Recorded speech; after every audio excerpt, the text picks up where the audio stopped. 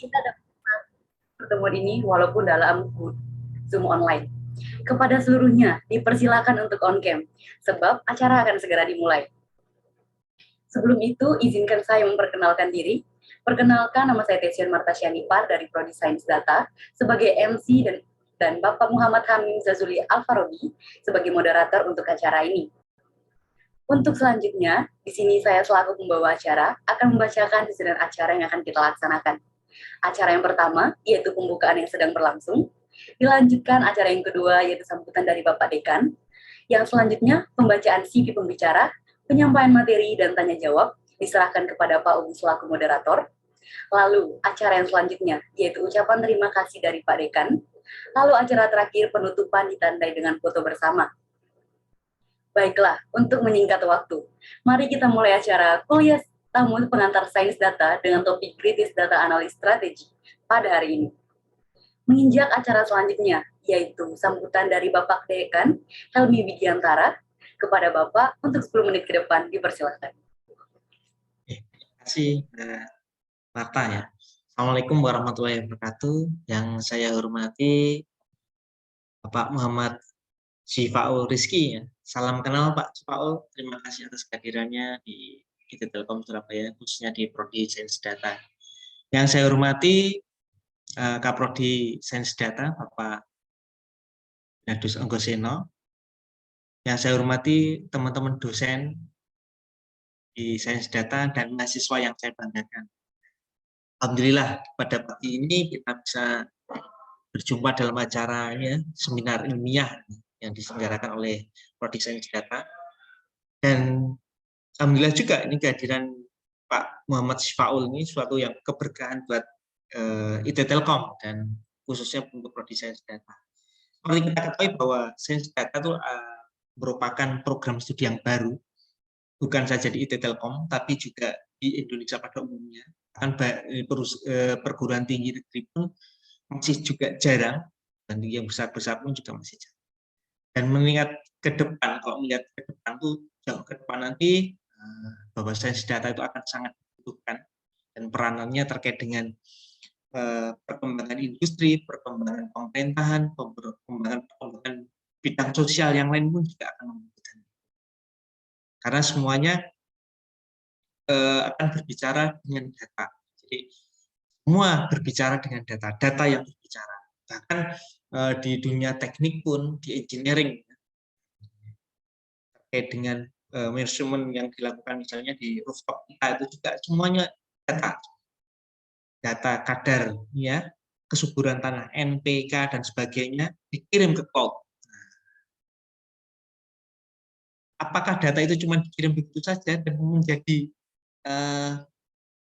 menjadi sesuatu yang tidak bernilai kalau misalnya cuma ditumpuk di kita, kalau orang elektro misalnya diambil, ditampung, kemudian tidak akan menjadi suatu inovasi atau tidak menjadi suatu informasi yang berguna kalau itu cuma dikumpulkan begitu saja.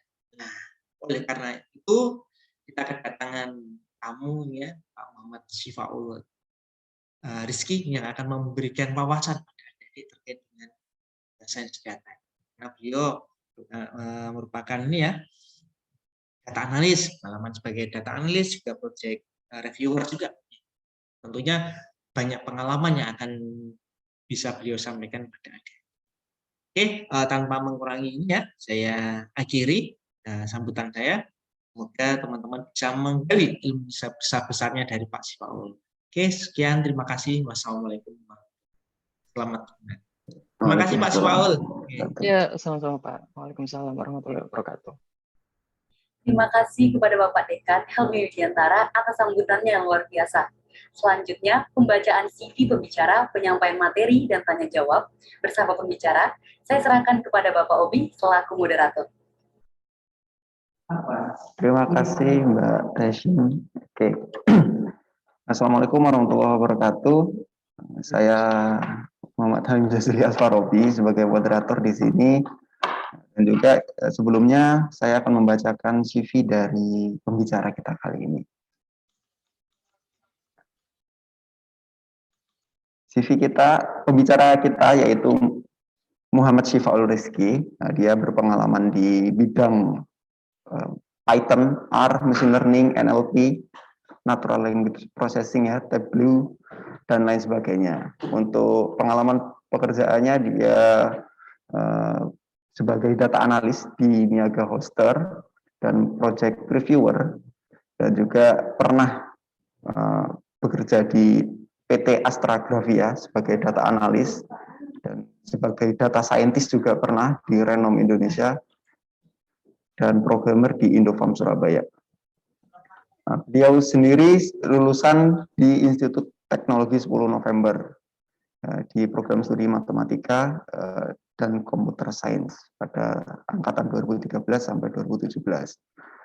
Nah, yang paling terpenting lagi di sini, ternyata sertifikasinya banyak sekali, sertifikasi dan lisensinya. Ini Kaggle Python Tutorial and Machine Learning Course, terus dari sampai yang berbayar juga banyak di data analis with Python, data science methodology, Bertelsmann Data Science Challenge in Scholarship, IBM Data Science Professional Certificate, Digital Talent Big Data Online Academy, from Data to Insight with Google Cloud Platform Specialization, Data Science Math Skill, ini apa, IBM Machine Learning Professional Certificate, ini termasuk mahal sertifikatnya. Nah, itu mungkin gambaran mengenai profil pembicara kita pada hari ini. Mungkin sebelumnya saya sapa dulu Pak Syifaul, atau saya panggilnya Pak Faul aja. Boleh Pak Obi. Bebas aja sih mau Pak Faul atau Pak Rizky. Aku ngikut aja lah, kira-kira lebih enak yang mana. Oke. Untuk materinya sudah siap ya. Jadi untuk sharing dan juga berbagi ilmu kepada teman-teman mahasiswa di Data Science Teknologi Surabaya, dan ada juga mungkin ini yang dari luar prodi Sains Data juga. Jadi untuk waktu sekitar 90 menit, ya nggak sampai 2 jam, nanti dibagi ya, ada pertanyaan, sesi tanya jawab, dan juga ada sesi materi. Mungkin waktu saya persilakan ke Mas Faul untuk memberikan materinya. Oke, thank you Pak Obi. Atau aku lebih enak memanggil Mas Obi sih, karena teman sepantaran juga di kampus. Jadi aku panggil yang lebih enak aja. Untuk moderator, saya dapat akses ini, share-nya. Saya belum dapat akses soalnya. Sudah. Silakan. Oke, siap. Oke, kita mulai ya. Oke. Ya, bismillahirrahmanirrahim. Assalamualaikum warahmatullahi wabarakatuh. Selamat pagi teman-teman. Selamat datang di kuliah tamu pengantar sains data mengenai data science ya, biasa karena sesuai dengan intinya teman-teman lah tentang data science, di mana fokus utamanya adalah bagaimana dalam hal ini mungkin aku akan lebih ngejelasin bagaimana data science itu bekerja dan apa aja sih strategi. Mas Faul, maaf. Ini nge-freeze, nggak keluar share screen-nya. Oke, bentar. Videonya juga sih. Videonya nge-freeze ya? Wait.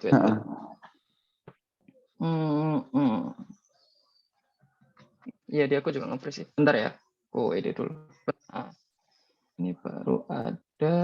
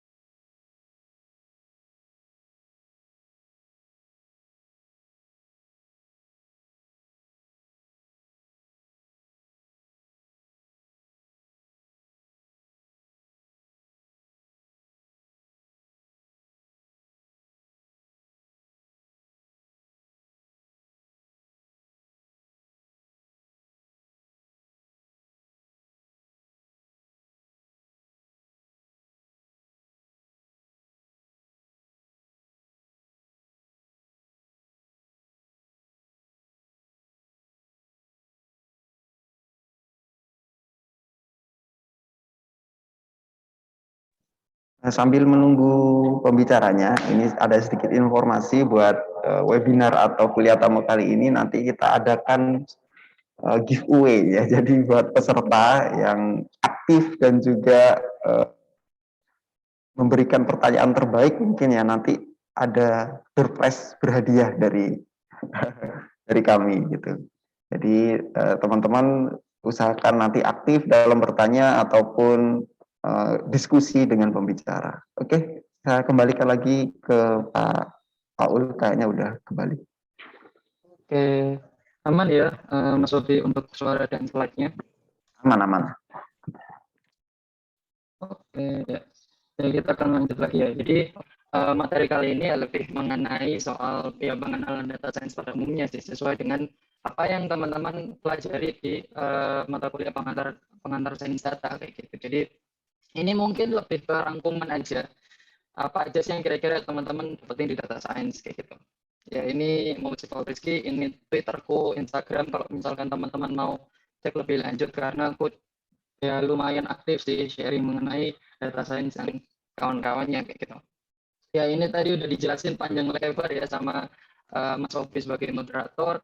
Ya pengalamannya seperti ini, aku nggak bisa bilang banyak karena ada banyak banget orang yang lebih berpengalaman daripada aku. Jadi ini konteks aja. Jadi ya kurang lebih sekarang 3 tahun di ranah data science sama data analis. Sekarang sebagai data analis untuk certification atau untuk scholarship ya ini yang tadi Mas Opi bilang yang sebenarnya mahal itu juga nggak mahal-mahal banget kok teman-teman. Teman-teman bisa akses sendiri kira-kira untuk harga dan segala macam bisa dilihat sendiri. Yang paling baru yang ini yaitu Google Data Analytics Certification. Jadi punyanya Google baru publish April atau Mei 2021 itu emang lebih mengenalkan tentang ya sertifikasi mengenai data analytics. Jadi mereka kayak membuat sesuatu yang baru gitu. Apa aja yang dibutuhkan sih kira-kira untuk ranah data analytics itu tadi kayak di luar data science, di luar modeling, di luar hal-hal kayak gitu. Gitu. Ini ada LinkedIn sama GitHub, bisa teman-teman cek aja. Kalau GitHub mungkin agak jarang dipakai karena biasanya GitHub pakai GitHub akun kantor kayak gitu. Ada LinkedIn dan tadi Twitter. Kalau misalkan teman-teman mau dapetin info-info soal data science dan data analis, bisa untuk melihat di sana. Gitu. Nah, ini latest projectku. Mungkin Mas Obi juga udah pernah tahu ya. Jadi ini latest project buat teman-teman yang mungkin pernah atau sekarang lagi akses Twitter. Teman-teman mungkin sempat ada di timeline berseliweran soal ini salary survey.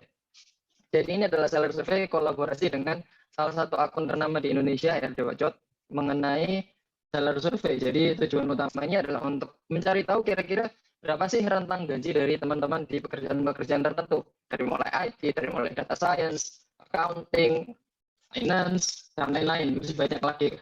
Dan ini juga bakal, menurutku sih, ini tapi nggak tahu ya buat teman-teman, menurutku bakal berguna buat yang misalkan teman-teman ada bayangan gitu loh, di pasar saat ini, data science itu angkanya berapa sih? Terus kedepannya seperti apa sih prospeknya, kayak gitu-gitu. Jadi teman-teman bisa akses kayak gitu. Permisi, Mas Paul.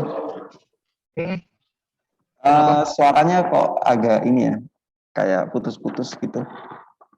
Oke, agak putus-putus ya. Kalau ini masih aman atau masih sama? Masih sama sih.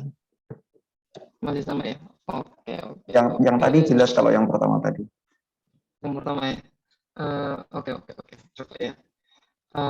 Kalau sekarang gimana? Ini aku juga ya, sambil ganti ke paketan dulu sih. Ini pakai wifi.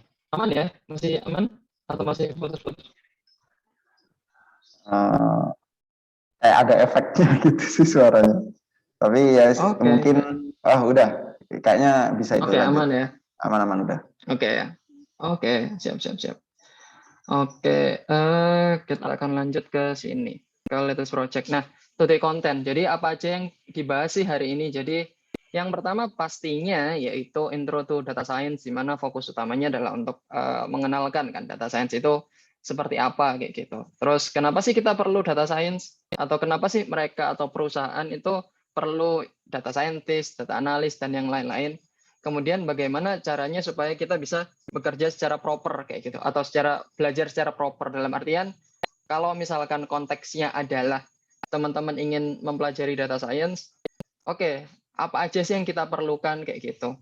Kemudian ada karis prospek yang seperti tadi aku bilang sama study case. Jadi ada konsep study case itu seperti apa untuk mengerjakan data science project kayak gitu. Yang pertama, intro to data science. Sebenarnya data science tentang apa sih? Buat teman-teman, ku yakin materi ini akan ku skip sebenarnya karena ya teman-teman pasti tahu lah di pengantar sains data pasti udah dijelasin sama Mas Obi sama dosen-dosen yang lain kan soal apa sih itu sains data, pengantar sains data serta definisinya, penggunaannya seperti apa kayak gitu. Jadi mungkin ini akan ku bahas singkat aja. Jadi biasalah jadi data science itu lebih ke pembelajaran tentang data yang biasanya involve-nya banyak hal dari storing data, dari analyzing data, dari recording data atau mengambil data juga yang tujuannya pasti untuk mengambil informasi yang penting kayak gitu, useful information. Jadi itu memang fokus utamanya. Jadi datanya itu mau diapakan? Entah kita mau nyari dulu, entah kita mau nyimpan datanya, entah kita mau menganalisa atau mengecek datanya seperti apa. Nah, hal-hal kayak gitu sih yang bisa diakses. Gitu. Kemudian untuk ya ini pasti udah dijelaskan sama teman-teman dosen juga sama yang Mas Obi juga soal rumpun-rumpun data science itu terbagi jadi apa aja. Jadi terbagi jadi matematik and statistik, ada computer science sama domain knowledge kayak gitu. Jadi ini wajar ya, ada computer science ilkom sama domain knowledge yang mungkin bakal berguna buat teman-teman nantinya ketika udah mempersiapkan untuk lulus atau mempersiapkan untuk tahu kira-kira apa aja sih yang kira-kira diperlukan domain knowledge-nya kayak gitu. Atau secara umum dari sisi bisnis lah. Jadi kalau misalkan teman-teman cuma kebayangnya, data science ribet nih, modeling, machine learning, data science ngoding doang nih, data science bla bla bla bla bla bla bla kayak gitu. Padahal sebenarnya data science itu secara kalau misalkan kita telah lebih lanjut, penggunaannya tuh luas banget. Nggak hanya melulu soal kita memudahkan kita lebih tepatnya untuk analisa data, terus untuk dapetin insight, terus dapetin hal-hal lain, tapi itu bisa berlaku untuk yang lain kayak gitu, bisa untuk predik masa depan juga dan kawan-kawannya gitu. Nah, di sini ada digital around the world. Jadi ini dapat dari We Are Social. Jadi ini adalah data per Januari 2021. Berarti tahun depan, bulan depan lebih tepatnya itu akan update lagi. Teman-teman bisa lihat kenapa kok data itu menjadi penting. Karena ketika teman-teman perhatikan sendiri, data ini memegang peranan yang cukup erat terhadap kehidupan manusia saat ini. Kayak gitu. Ketika dulunya orang mikir sandang pangan papan atau artinya yang penting bisa makan dulu, sekarang itu beda. Sekarang itu yang penting bisa internetan dulu baru bisa makan. Kenapa? Karena dengan internet kita bisa minta teman kita makan, kita bisa minta bantuan ke sosial media, bisa bla bla bla, lebih banyak hal yang bisa dilakukan. Makanya kenapa di sini teman-teman coba lihat persentasenya cukup luar biasa. Dari total hampir 8 miliar orang, total pengguna smartphone itu 2/3-nya loh. Jadi bisa dibilang 2 dari 3 orang itu udah punya smartphone seluruh dunia. Kalau kita ngomong Indonesia mungkin ya setiap orang pasti punya smartphone kayak gitu. Paling ya cuman orang-orang mungkin orang-orang yang mungkin nggak kebiasa pakai HP kayak gitu-gitu. Dan dengan internet user kita mencapai 60%. Kalau misalkan kita lihat 60% ini berarti angkanya adalah nggak hanya kita sebagai orang yang dalam artian sudah melek akan teknologi ya. Tapi ini juga bisa spare angka ini, populasi ini dari anak-anak usia mungkin di bawah 10 tahun yang mungkin ditinggal sama orang tuanya smartphone atau tablet untuk akses YouTube buat ngeliat kartun atau kayak gimana gitu-gitu.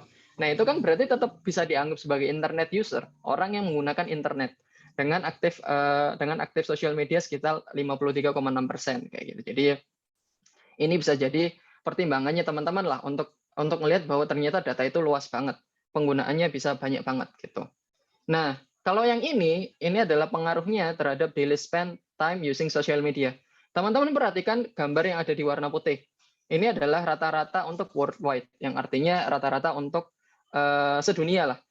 Seluruh dunia dari 24 jam yang mereka punya, mereka itu membutuhkan 2,25 artinya atau 2,5 jam waktu yang mereka gunakan untuk sosial media. Bayangin, itu sampai bisa dibilang ya 1/12 ya, 1/12 waktu digunakan untuk ke sosial media gitu loh. Dengan catatan teman-teman perhatikan Indonesia. Ada di sebelah kiri yang warna putih. Geser aja set ke sini Indonesia itu 3,14 atau 3 jam 14 menit. Kelihatan kalau orang-orang kita gila akan sosial media kan. Bahkan siapa yang di sini yang ngelihat sosial media kayak Twitter, Instagram, Facebook gitu-gitu bisa di atas ini? Pasti akan ada banyak, gue yakin. Karena penggunaan sosial media ini menjadi sangat erat kaitannya dibandingkan zaman dulu yang mungkin mungkin teman-teman atau mungkin Mas Obi juga ngerasain biasanya orang-orang yang sebelum era sekarang itu mereka masih pakai Kaskus, masih pakai forum lah, fokus ke forum gitu. Dibanding sekarang yang pakai sosial media dan arus internetnya atau arus segala macamnya lebih cepat, ya bakal jadi lebih gila-gilaan dong orang menggunakan sosial media kayak gitu. Makanya kenapa aku juga salah satunya pakai Twitter untuk sharing soal data science kayak gitu. Dan kalau misalkan teman-teman lihat dari yang paling jauh atau yang paling sering pakai itu Filipina, yang paling jarang itu ada Jepang, ada Korea Selatan. Negara-negara Asia ada yang jarang banget, ada yang sering banget pakai sosial media. Jadi ini bisa jadi gambaran teman-teman kalau misalkan ingin tahu orang-orang kalau misalkan kita chatting sama orang luar negeri, kita harus tahu dulu orang itu termasuk yang di negara mana, negara yang sering banget untuk akses sosial media atau enggak kayak gitu. Nah, ini fun fact. Mungkin teman-teman udah ada yang tahu atau mungkin belum ada yang tahu, nggak apa-apa aku jelasin. Fun fact-nya adalah data science atau data scientist dalam hal ini itu menghabiskan waktunya paling banyak bukan untuk AI atau artificial intelligence, bukan untuk machine learning, bukan untuk hal-hal yang semacam itu, tapi untuk 60% di sini cleaning and organizing data atau data preprocessing atau data analisis kayak gitu-gitu. Kenapa? Karena sebenarnya kalau secara konsep penggunaan data, namanya data science gitu loh.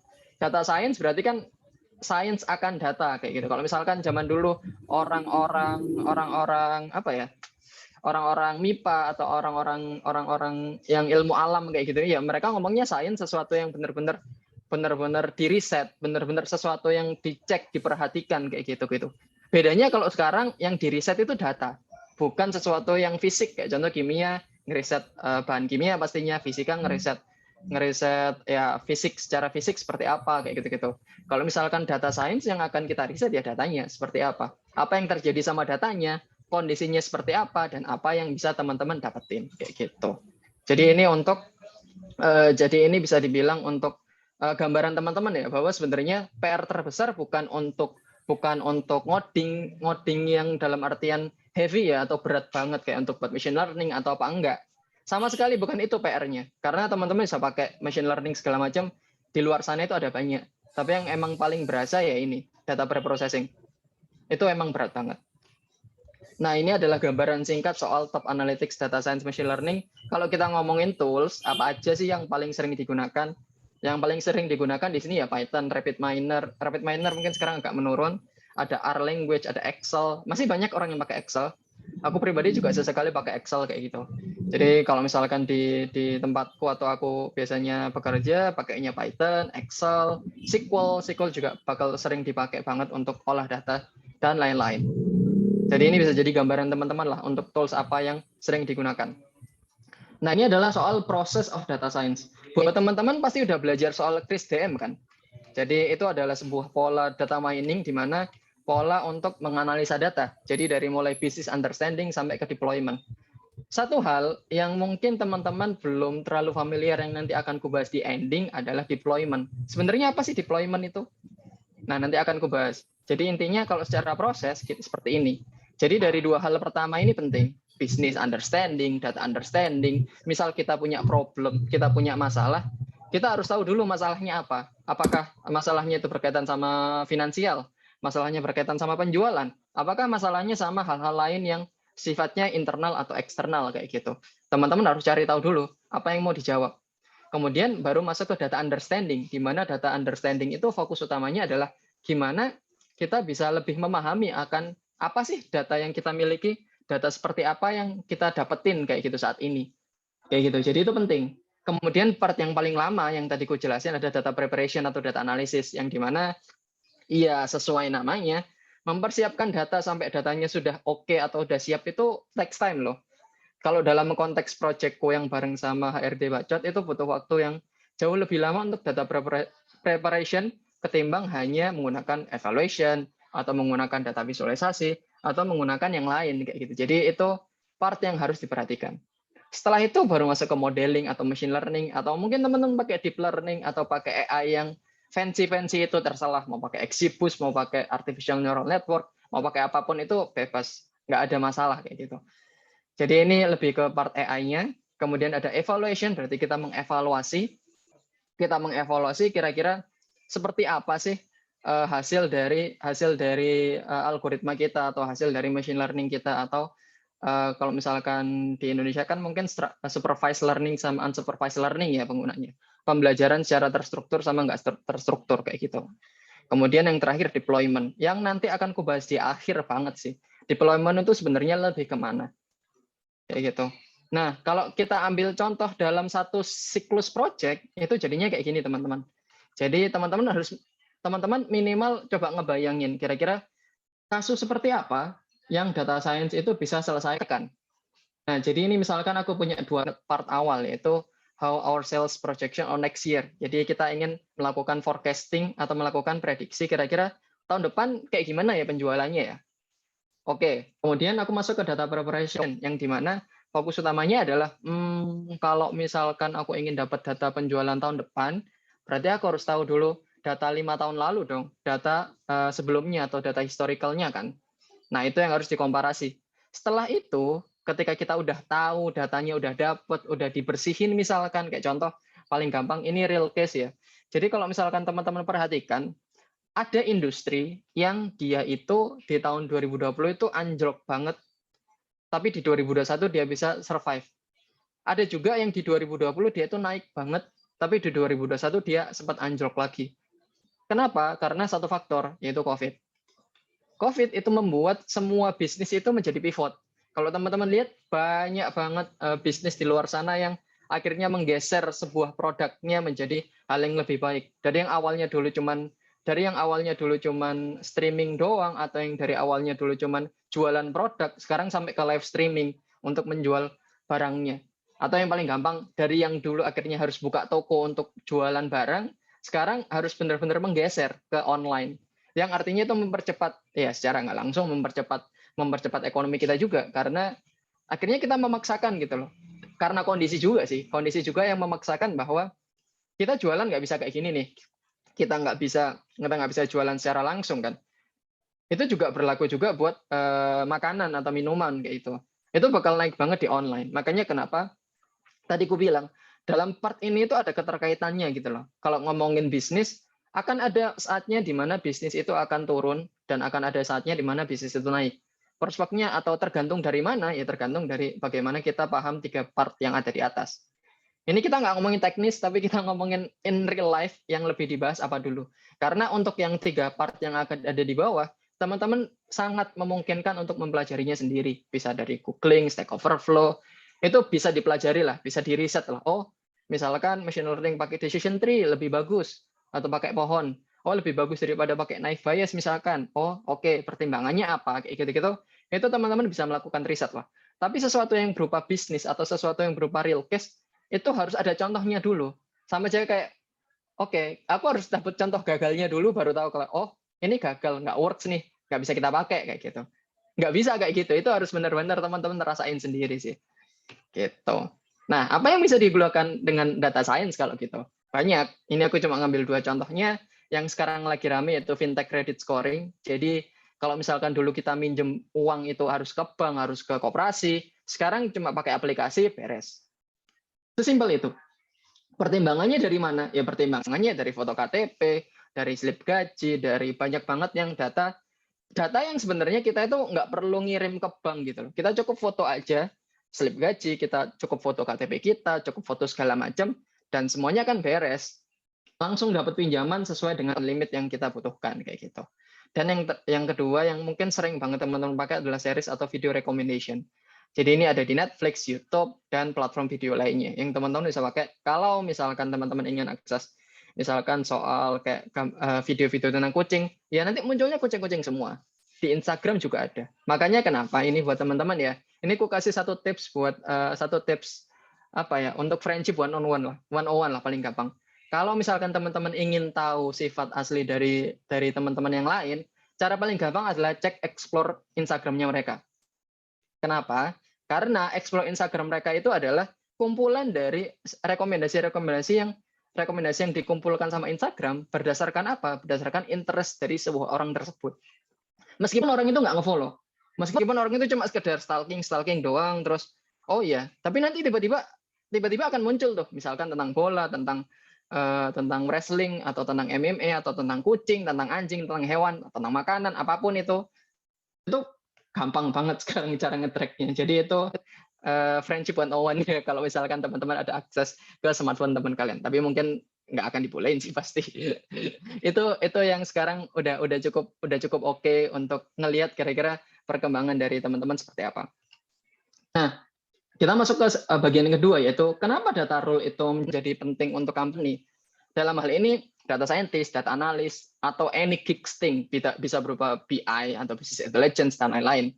Kenapa kok data rule itu menjadi penting kalau gitu? Karena orang-orang pengen jadi data scientist. Perusahaan itu butuhnya lebih dari itu. Atau perusahaan itu butuh orang yang lebih banyak. Kenapa? Aku menjabarkan dari empat hal yang cukup besar ya.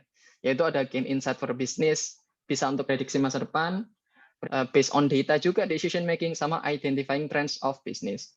Bahas yang pertama dulu, yaitu gain insight for the business. Kalau ini mungkin teman-teman udah kebayang lah ya. Gain insight for the business itu sama halnya kayak ketika teman-teman dikasih data Excel saja atau data tabel aja, sedangkan teman-teman yang lain itu menggunakan data driven-nya dia, ngolah datanya jadi yang ditampilkan bukan Excel tapi grafik. Kira-kira mana yang lebih gampang dibaca? Pasti yang grafik. Kenapa? Kita itu makhluk visual. Nggak semua orang itu seneng baca tabel yang isinya 10.000 baris, isinya tabel angka semua. Nggak kayak gitu. Cara kerja manusia nggak kayak gitu. Cara kerja manusia itu lebih ke visual, yang artinya semakin bagus gambar yang bisa kita tampilkan dan itu relate sama apa yang kita tampilkan, maka akan jadi semakin baik. Cara paling gampang ngelihatnya adalah teman-teman cek aja infografis di Instagram. Ada banyak banget contoh infografis yang bisa teman-teman dapetin. Kayak contoh mungkin aku ngasih contoh salah satunya kayak kumparan, terus data box punyanya data box itu punyanya siapa ya? Ya punyanya data apa gitu aku lupa. Itu fokus utamanya memang ke infografis, dan itu sama aja dengan mengganti waktu teman-teman untuk membaca misalkan 5 menit untuk membaca koran kayak gitu. Karena dengan infografis teman-teman bisa dapetin insight-nya secara langsung. Kayak contoh misalkan COVID nih, kasus COVID. Misalkan COVID pertama Omicron udah masuk. Oke, Omicron pertama udah masuk, kita akan ngelihat mungkin akan gambar yang akan ditampilkan adalah saat di mana Omicron itu bisa masuk. Kayak dari luar negeri terus di Indonesia ada selisih berapa hari, kemudian dari situ kira-kira simptomnya atau gejalanya apa aja. Itu lebih enak kalau digunakan visualisasi dibandingkan kita paksakan pakai tulisan semua. Kita juga aku yakin literasi kita itu nggak bagus-bagus amat sebenarnya. Jadi kayak kalau baca itu males, cuma baca judulnya aja kayak wah ke-trigger nih kayak gini. Padahal isinya nggak ada kaitannya kayak gitu. Makanya kenapa menggunakan gambar itu menjadi lebih relevan.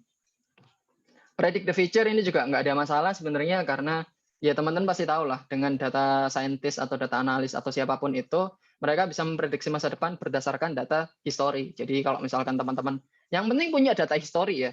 Jangan tiba-tiba teman-teman mau prediksi sesuatu tapi teman-teman nggak punya datanya. Itu namanya dukun, karena mereka nggak ada baseline atau mereka nggak ada pertimbangan kenapa bisa begini, kenapa bisa begitu.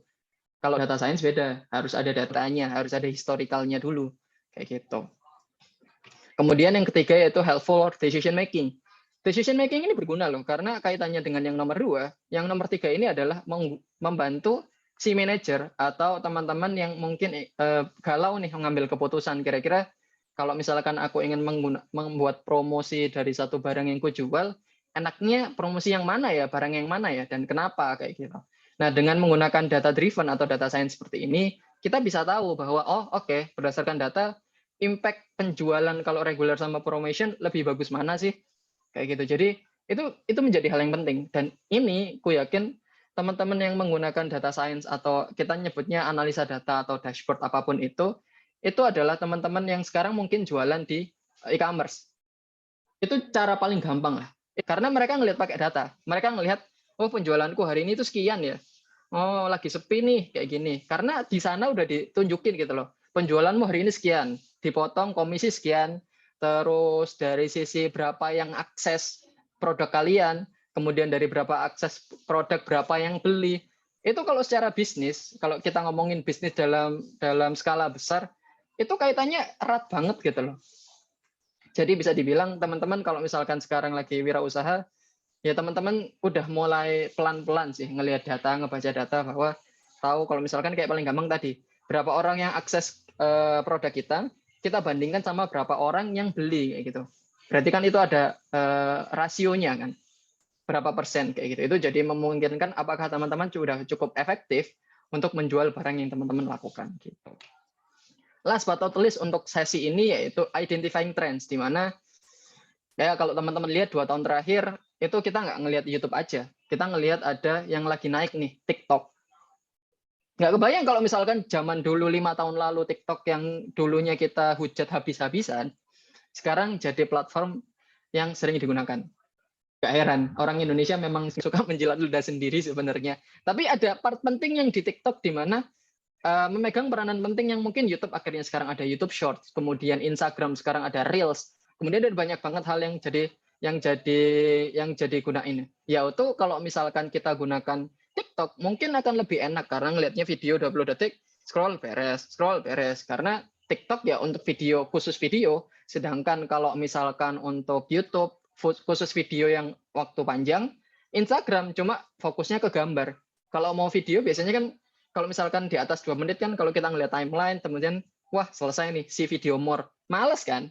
Kalau di TikTok enggak, kita ngeliat videonya sampai selesai. Oh nggak cocok, swipe aja. Nggak cocok, swipe aja. Makanya perang antar sosial media ini jadi penting. Dan ini harus teman-teman manfaatkan juga. Kalau misalkan teman-teman ingin, let's say, ingin membuat personal branding atau ingin membuat sesuatu berdasarkan salah satu sosial media yang bisa teman-teman pilih kayak gitu di Indonesia. Masuk ke fase ketiga yaitu gimana sih belajarnya? Emang susah ya? Apalagi teman-teman di sini kan masih baru kan. Jadi mungkin teman-teman masih belum kebayang emang belajarnya kayak gimana. Atau mungkin teman-teman cuman kebayangnya berdasarkan apa yang dipelajari aja kan. Nah, yang pertama yang harus penting yang harus teman-teman ketahui adalah knowing your learning path.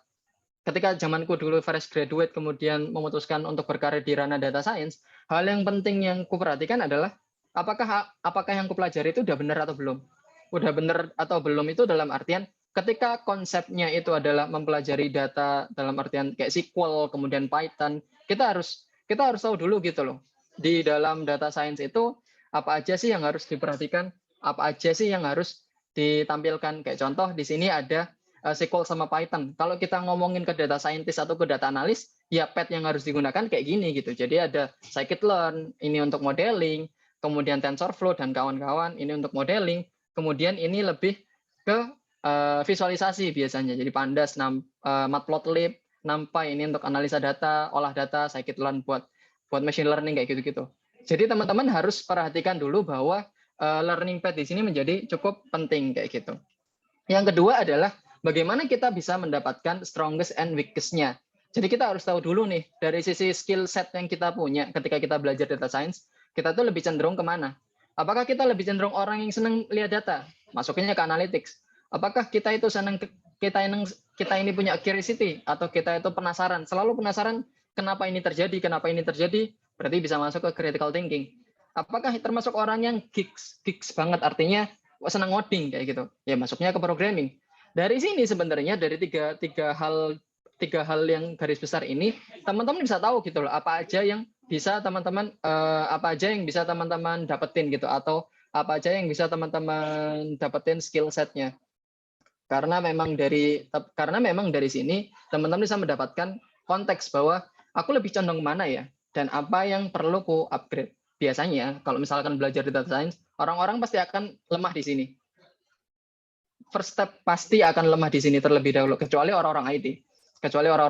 Pasti akan lemah di sini. Berarti kita bisa mengembangkan kedua hal ini kok. Cara paling gampang adalah senang kepo. Cara paling gampang untuk bisa menumbuhkan critical thinking atau analytics, senang kepo. Tapi senang keponya juga harus ada pertimbangan juga, dalam artian senang kepo atau stalking itu nggak selamanya jelek atau nggak selamanya bagus sih. Kayak contoh paling gampang adalah ketika kita ingin riset sesuatu kayak gitu. Kayak contoh ketika ada berita yang bombastis kayak itu. Ya kita harus cari tahu dulu kebenarannya kan. Emangnya iya ya? Kalau misalkan terjadi kayak gini, emangnya kenapa kayak gitu? Kenapa ini bisa terjadi kayak gitu? Ada banyak faktor kayak gitu. Jadi bisa dibilang ini memegang faktor paling penting. Nah, secara tipe of data analytics ini aku bagi jadi 4 bagian yang mungkin teman-teman harus harus perhatikan lah, karena ini jadi hal yang cukup penting buat teman-teman untuk analisa, untuk mengolah data juga. Yaitu ada 4 part. Yang pertama yaitu descriptive analytics, yang artinya adalah menganalisa berdasarkan data yang kita punya. Jadi berdasarkan data yang kita punya, kita analisa kira-kira kayak gimana sih data kita itu, penjualan kita itu jelek apa bagus? Apakah performance kita baik atau bagus? Kayak gitu. Baik atau bagus, baik atau jelek, baik atau bagus kan sama. Geser ke step selanjutnya yaitu diagnostik analitik, yaitu kenapa kok itu bisa terjadi? Ada why-nya di sana. Ada part why-nya yang itu memegang peranan penting untuk teman-teman kalau misalkan ingin tahu gitu loh. Kenapa kok itu bisa terjadi? Karena tanpa data doang atau dengan data doang kayak, oh ini penjualan kita turun. Loh, kenapa kok turun? Kita nggak bisa jawab. Ya sama aja. Konsep paling gampang adalah gini. Kalau misalkan teman-teman perhatikan, iklan-iklan itu ya, iklan sirup lah paling gampang. Iklan sirup hanya akan muncul ketika memasuki bulan puasa dan lebaran. Sama mungkin hari-hari libur besar lainnya lah. Kenapa? Karena itu bakal dibutuhkan banget buat mereka untuk penjualannya semakin meningkat gitu. Kebayang kan kalau misalkan di minimarket atau di supermarket yang jualan sirup atau jualan minum-minum kayak gitu itu bakal membludak selama bulan puasa dan lebaran. Tapi setelah itu gimana? Nggak terlalu banyak orang yang nyari. Nah, itu sebenarnya penting untuk market riset kita, untuk tahu bahwa kenapa itu bisa terjadi. Makanya diagnostik ini jadi penting. Dan untuk kedua part ini biasanya role yang dibutuhkan adalah BI atau Business Intelligence, Data Analyst, dan kawan-kawan. Bisa jadi satu part sih sebenarnya, tapi ini coba aku pisah aja. Kemudian ada part ketiga, yaitu Predictive Analytics, yang dimana apa yang akan terjadi di masa depan kalau kita kayak gini terus. Kayak contoh kita nggak melakukan informasi, atau kita nggak melakukan improvement besar-besaran, atau kita nggak melakukan hal-hal yang semacamnya lah. Efeknya kayak gimana? Jadi kita harus memprediksikan apa yang terjadi di masa depan, kayak gitu. Efeknya seperti apa. Kemudian selanjutnya adalah preskriptif, yang dimana preskriptif itu fokus utamanya adalah lebih ke apa yang harus kita lakukan kalau misalkan prediksi itu kejadian, kayak gitu. Kayak contoh paling gampang adalah kalau misalkan kita tahu prediksinya bakal naik, kayak misalkan penjualan kita bakal naik, kita harus ngapain? Ya berarti kita harus jual barang lebih banyak dong. Di mana-mana kalau orang mau dapat untung lebih banyak, ya jual lebih banyak. Orang mau jual lebih banyak berarti orang harus punya barang lebih banyak. Iya dong. Secara flow, secara bisnis itu yang harus diperhatikan. Muter. Biasanya kalau prediktif itu data scientist, machine learning engineer yang ngerjain bagiannya. Sedangkan untuk preskriptif biasanya decision maker atau SME kita nyebutnya kalau di bisnis, yaitu subject matter expertise. Jadi orang-orang yang udah data driven, orang-orang yang udah tahu data seperti apa, kira-kira mereka tahu apa sih yang harus kita lakukan kalau misalkan menemui data seperti ini. Gitu. Have time to learn is a must. Jadi benar-benar penting banget buat teman-teman untuk mempelajari. Sama seperti yang tadi Mas Obi bilang, yang tadi dibilang ada course atau certification yang mahal. Sebenarnya bukan hanya mahal aja sih concernnya. Concernnya adalah seberapa konsisten teman-teman belajar. Seberapa konsisten teman-teman untuk bisa memahami kira-kira kalau kesulitan teman-teman harus ngapain kayak gitu. Harus menemui siapa. Itu yang jadi penting. Makanya kenapa kalau ini approx-nya 3 bulan untuk selesai, mungkin aja teman-teman bisa lebih cepat, bisa sebulan, bisa juga 6 bulan. Sesuaikan aja sama pace-nya teman-teman. Find a mentor. Jadi buat teman-teman yang mungkin masih penasaran sama data science seperti apa, nyari mentor itu penting karena atau nyari teman atau nyari peer programming mungkin, atau peer atau kayak misalkan teman belajar bareng lah, kayak untuk sharing atau untuk bisa juga untuk ikut kompetisi, misalkan ikut hackathon atau ikut apapun itu sambil sharing bareng. Tapi ya nothing tulus aja, karena kan sama-sama belajar. Karena ini aku juga cerita kemarin sempat diundang jadi juri di Informatika ITS soal hackathon kayak gitu. Dan mereka yang ikut itu masih semester 1 juga kok, masih baru masuk juga. Dan mereka udah ngerjain udah cukup oke. Dalam artian, wah mereka udah mulai belajar nih, udah mulai belajar duluan gitu loh. Jauh dibandingkan aku ketika waktu mau lulus baru belajar data science. Makanya kenapa mungkin menemukan mentor atau menemukan teman yang pas ini sulit sih. Tapi ya sambil berjalannya waktu teman-teman akan tahu bahwa oke, menemukan mentor itu bakal berguna banget. Bisa untuk portfolio, bisa untuk potensial teman-teman ke depannya seperti apa. Ini adalah contohnya. Aku buat semacam medium. Jadi teman-teman bisa cek aja di medium.com/@mcfaulokiki, KIKI. Atau coba googling nama aku aja deh. paling gampang, Muhammad Sifaul Rizky. Teman-teman akan dapat semua hal yang berkaitan sama aku pribadi, kecuali yang personal banget ya.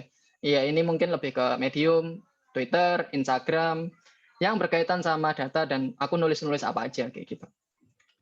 Nah, kita nggak akan pernah tahu kenapa kok kita memerlukan portfolio ini, karena bisa jadi kita bisa dinotis sama orang luar loh. Kayak contoh ini, aku dinotis ya ini nggak salah satu ya. Ya ini cukup seneng sih karena bisa dinotis sama salah satu akun LinkedIn di luar negeri, kayaknya India kalau nggak salah. Jadi dia nge-reshare soal postinganku soal create your machine learning app dengan Streamlit. Artinya adalah di luar negeri itu orang-orang akan mengapresiasi apa yang kita kerjakan kayak gitu. Jadi bisa dibilang teman-teman membuat portfolio atau membuat project-project kayak gini atau dummy project itu nothing tulus aja, belajar aja terus. Karena akan ada komunitas yang bantu di sini. Pengalaman itu penting karena sesuai dengan motonya buku Sidu yang di bawah yang 58 lembar, experience is the best teacher kan. Pengalaman adalah guru yang paling baik. Iya dong, karena tanpa pengalaman kita nggak akan tahu apapun itu. Kita nggak akan tahu apakah konteksnya data itu benar atau salah, apakah kondisinya adalah kita bisa kebayang dari sisi pembelajaran itu apakah udah benar atau salah juga kayak gitu. Bisa berupa internship kalau nanti teman-teman udah bisa internship, bisa di startup atau corporate, karena sekarang banyak banget kampus merdeka, jadi teman-teman bisa coba-coba lihat aja dulu. Do some project or online course, jadi belajar soal simple di Kaggle, Coursera atau DataCamp. Belajar simple aja sih. Kalau di Indonesia itu ada DigiLab namanya. Itu bisa teman-teman akses juga. Kemudian find community, ini juga penting. Bisa dari DSI atau Data Science Indonesia, bisa berupa seminar atau webinar yang seperti ini kayak gitu. Jadi ini bisa menumbuhkan minimal membuat teman-teman lebih aware lah bahwa sebenarnya data science itu nggak hanya sekedar apa yang ada di kuliah beres. Enggak seperti itu. Karena jauh lebih luas lagi implementasinya. Dan yang terakhir, kalau misalkan teman-teman ada waktu, bisa learn from a mentor. Makanya kenapa nyari mentor itu bisa benar-benar useful banget buat teman-teman. Bisa dosen teman-teman kalau misalkan cocok, bisa berupa teman-teman yang lain, atau bisa berupa senior teman-teman nantinya, atau siapapun lah teman yang udah setahun atau 2 tahun, teman SMA, atau siapapun itu yang ternyata mendalami hal yang sama. Nah, ini aku bahas tentang karir prospeknya. Gimana sih role prospek data science ini beradaptasi? Aku ngambil contoh di sini trennya data science sama data mining. Sebenarnya data mining sama data science itu sama. Hanya saja kita bisa bilang data science itu adalah kemasan barunya data mining. Makanya kenapa kalau kita nanya ke orang-orang sekarang, mereka lebih familiar ngomongnya data science dibandingkan data mining. Selain itu, data mining itu perbedaannya adalah, ini sebelum nanti ada teman-teman yang nanya soal ini ya, aku jawab duluan. Jadi kalau data mining itu biasanya algoritmanya atau bisa ya algoritmanya itu algoritma lama biasanya. Kalau data science itu algoritma yang mungkin baru atau yang udah di update lah, kita bukan upgrade ya, update lah. Makanya kenapa orang-orang lebih cenderung ngomonginnya ke data science dibandingkan ke data mining.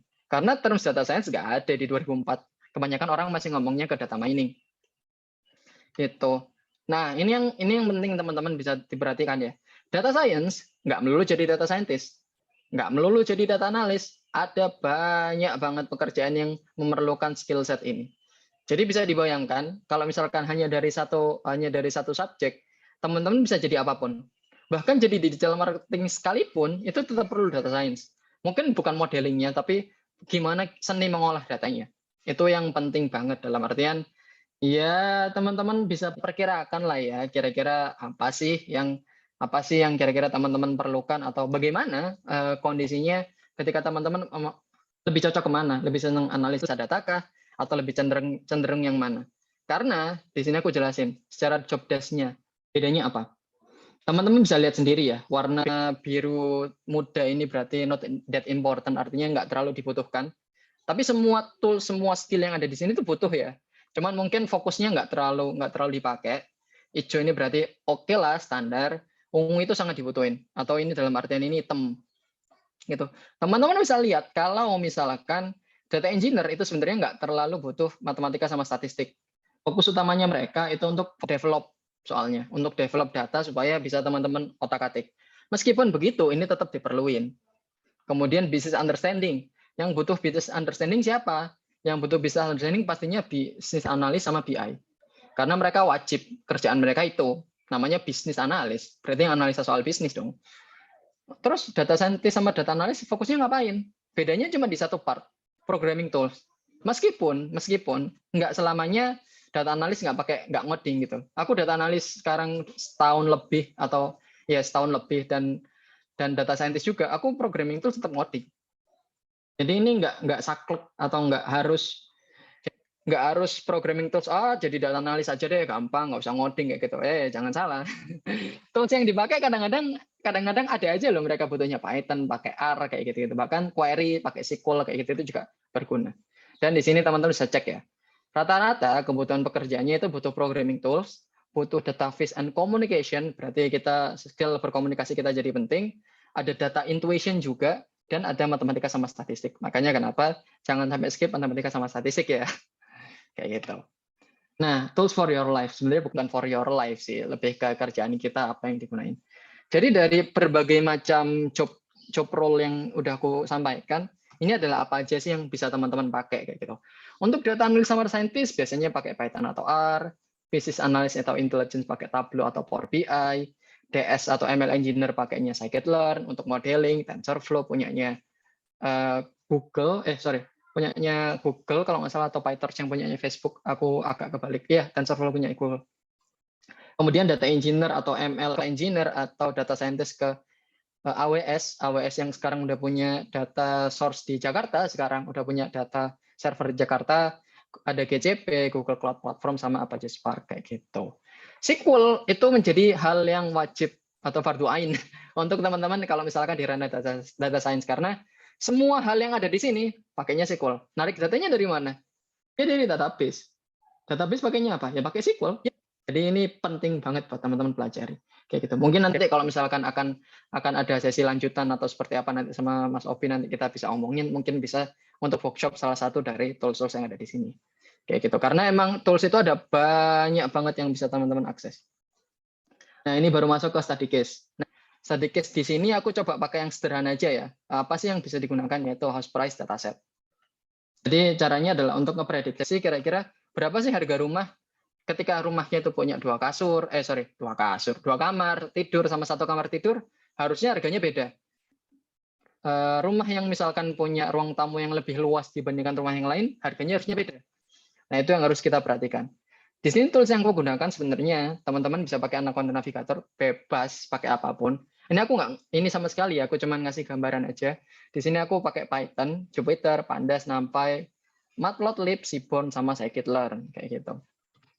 Nah, kita akan mulai sesuai dengan kaidah Chris DM atau kaidah data science yang tadi di awal. Yang pertama yang harus kita fokusin adalah kedua hal ini. Business understanding sama data understanding. Business understanding-nya apa? Problemnya adalah kita ingin tahu gimana kita bisa memprediksikan harga rumah dan faktor apa yang membuat rumah itu menjadi lebih murah atau lebih mahal. Iya dong, karena kalau misalkan teman-teman bandingin rumah di Surabaya Pusat sama rumah di Surabaya Barat, aku sekarang posisi di Surabaya Barat, ya pasti beda harganya dong. Apalagi kalau misalkan akses. Belum lagi kalau rumahnya itu dua lantai dibandingkan rumah satu lantai, gimana bedanya? Ini kita belum masukin variabel apartemen bahkan. Ada banyak banget variabel, Pak. Jadi dari sini bisa teman-teman lihat bahwa sebenarnya penggunaan data science atau penggunaan bisnis itu menjadi sangat amat luas kaitannya kayak gitu. Kemudian data understanding-nya. Jadi ada banyak banget data di sini. Dari data berapa jumlah kamar tidur, kamar mandi, luas dari living room, tahun berapa dia dibangun, dan lain-lain. Jadi dari pengalaman kita atau dari data ini kita mungkin bisa kebayang gitu loh. Kira-kira pengaruhnya harga rumah naik, harga rumah mahal atau murah itu tergantung apa sih? Apakah tergantung semakin besarnya rumah? Wajar, pasti. Apakah lokasi berpengaruh? Ya, wajar juga. Apakah yang lain berpengaruh? Nah, ini yang harus kita perhatikan. Baru masuk ke data preparation, di mana data preparation di sini aku bagi jadi 4, yaitu data gathering, bisa teman-teman dapetin pakai query atau data internal, bisa nyari di Kaggle, bisa nyari di Twitter kalau misalkan teman-teman mau scraping data atau olah data. Ini aku juga pernah ngelakuin ini dan menyenangkan banget, dalam artian kita bisa tahu pola dari data orang-orang yang nge-tweet itu, bisa ngecek apakah dia buzzer atau bukan. Itu menarik loh, dalam artian kita nggak merasa dibohongi wah ini nge-tweetnya bener nih, tapi kok salah kayak gitu. Cuman kan biasanya kalau cara kita untuk ngebedain buzzer paling gampang adalah kalau misalkan ada angkanya di belakang. Yang angkanya itu ada banyak. Itu cara paling gampang. Tapi di Twitter kita juga bisa untuk nge-track datanya. Kira-kira data tweet ketika ada satu tweet kontroversial dalam tanda kutip, orang-orang itu lebih ke pro atau kontra. Kemudian yang bagian kedua adalah EDA atau Exploratory Data Analysis. Jadi fokus utamanya kita untuk menganalisa data pakai statistik, pakai apa ya? Ya pakai statistik yang paling sering ya, terus pakai gambar dan lain-lain yang nyambungnya ke data visualization. Kita mau pakai gambar apa, kita mau pakai grafik apa, kita mau nampilkan apa, tujuan bisnisnya apa, dan kawan-kawan itu ada banyak banget variabel yang harus teman-teman perhatikan. Jadi EDA sama data vis itu berperan penting. Dan ini akan nyambung juga ke data cleansing atau pre-processing. Gimana kita bisa mengubah quality dari data kita? Apakah kita mengubah quality, kayak contoh mengubah data string ke integer, string ke angka, tulisan string ke angka, apakah angka ke string, apakah angka itu udah valid atau belum, bagaimana kita ngatasi data yang kosong, kayak gitu. Dan ada banyak banget problem yang bisa teman-teman sampaikan atau teman-teman dapetin. Kalau misalkan di sini paling gampang ya ini, cara bedain apakah kalau misalkan ini 2830 ini kosong, ini kita harus isi berapa gitu loh. Kita harus isi berapa angkanya. Apakah kita ngisinya pakai 29 atau kita pakainya direct 2830. Oh, ini 32 kayak gitu. Ya kan? Jadi itu jadi hal yang harus diperhatikan. Dan modeling yang mungkin teman-teman expect sesuatu yang sesuatu yang familiar kayak gitu. Jadi apakah machine learning itu udah dites atau belum? Apakah machine learning itu sudah valid atau belum datanya dan lain-lain kayak gitu. Jadi memang secara konsep ini menjadi hal yang cukup penting. Jadi dari data kita bagi jadi train sama test set, kita bagi lagi kan di sini kan. Jadi train set itu untuk machine learning model yang kita buat, test set itu kita simpan dulu untuk prediction. Jadi dari train set ini kita masuk machine learning model untuk mempelajari datanya, untuk membuat pattern-nya lah atau polanya. Ketika sampai modelnya is ready, baru kita masukkan ke test set. Hasilnya seperti apa, dan kita dapat skor. Kalau skornya jelek, balik lagi ke machine learning model dan lakuin hal yang sama. Kayak gitu. Ini konsep dasar yang mungkin penting sih buat teman-teman, karena secara data, pola ini harus dan wajib diketahui gitu. Karena kalau enggak, ya seolah-olah teman-teman menggunakan prediksinya benar semua kayak gitu. Padahal ya belum tentu kayak gitu. Ada faktor-faktor tertentu juga. Nah, kemudian kita masuk ke evaluation. Jika kita udah ngerasa model atau cara prediksi rumah kita udah bagus, nah sekarang kita nyoba untuk real test nih. Gimana kalau square feet living? Jadi di sini aku pakainya square feet. Jadi square feet itu kan berarti luas ukuran ruang tamunya, tapi pakai square persegi kayak gitu, square feet. Atau kalau di kita itu pakai meter persegi. Di sini 2000 atau sekitar berapa ya? Aku lupa. 30-40-an lah kalau misalnya meter persegi. Bedroomnya ada 2, bathroomnya 3, 2 lantai. Tahun dibangunnya 1990. Harganya berapa kira-kira? Emang bener nggak sama harga pasar?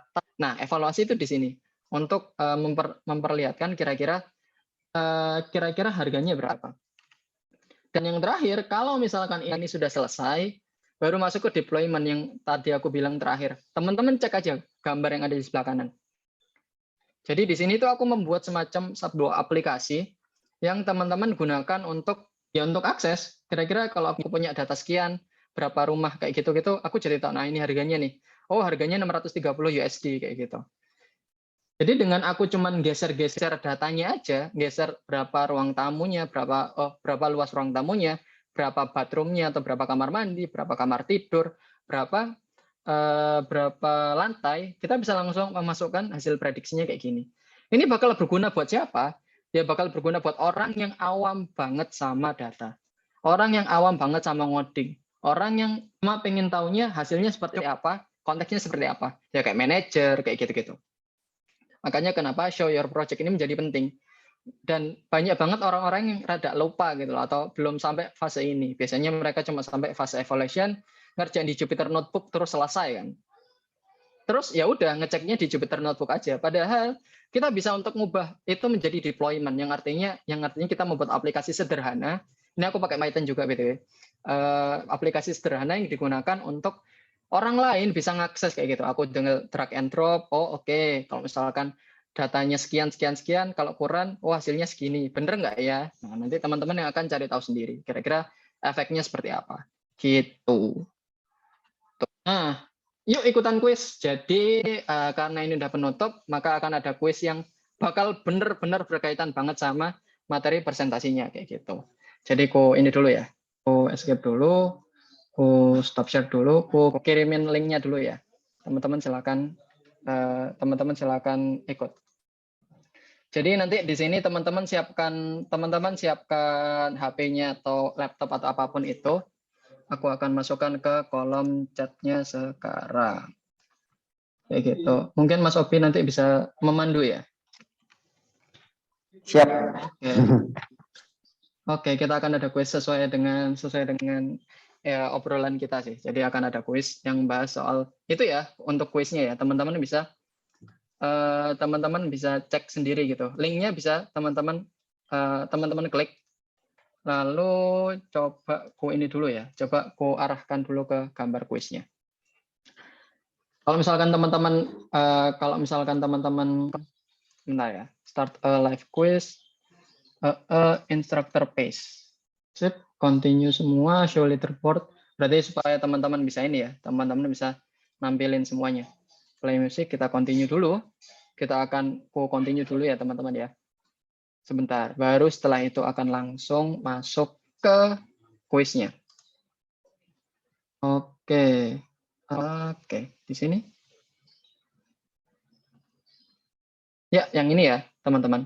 Jadi teman-teman silakan pakai link yang udah aku share, atau bisa juga pakai joinmyquiz.com terus pakai enter game code-nya 102858. Kita start dulu ya. No participant has join. Oke, kita nunggu dulu ya. Silakan. Aku kasih waktu berapa Mas Obi? Silakan teman-teman join aja. Kira-kira ada berapa soal menyesuaikan biar Oke, waktunya. aman. Ada 11 soal kok. 11 soal. Oke. Waktu ngerjain cuman 20 detik, 15 detik. Jadi cepat. Oke, siap-siap. Masih banyak kok untuk waktu kita sambil nanti ada diskusi dikit, mungkin ada pertanyaan dari teman-teman. Yuk, silakan teman-teman peserta join semua di kuisnya. Siapa tahu nanti ini juga ada door prize-nya buat yang bisa menjawab dengan skor paling banyak ya. Ya betul. Silakan namanya yang ini ya, namanya yang bisa teman-teman ini ya. Maksudnya kalau misalkan nanti pengambilan hadiah ke Mas Obi nggak bingung gitu loh. Ini namanya kok aneh gitu. Emang iya buktinya apa kayak gitu. Jadi pertanyaan ini sebenarnya pertanyaan yang semuanya ada di PPT. Tapi apakah pertanyaan yang ada di PPT itu relate sama data science atau enggak? Let's see. Nanti teman-teman akan lihat lah. Mungkin ada pertanyaan jebakan atau ada pertanyaan yang kayak gitu. Ini berapa orang yang ada di sini? Oke. Kita coba lihat dulu ya. Mungkin Mas Obi sambil bantu cek kira-kira ini udah semua atau belum. Oke, siap. Ini masih 19, belum semua sih. Ayo, yang lainnya yang belum join, silakan join kuisnya.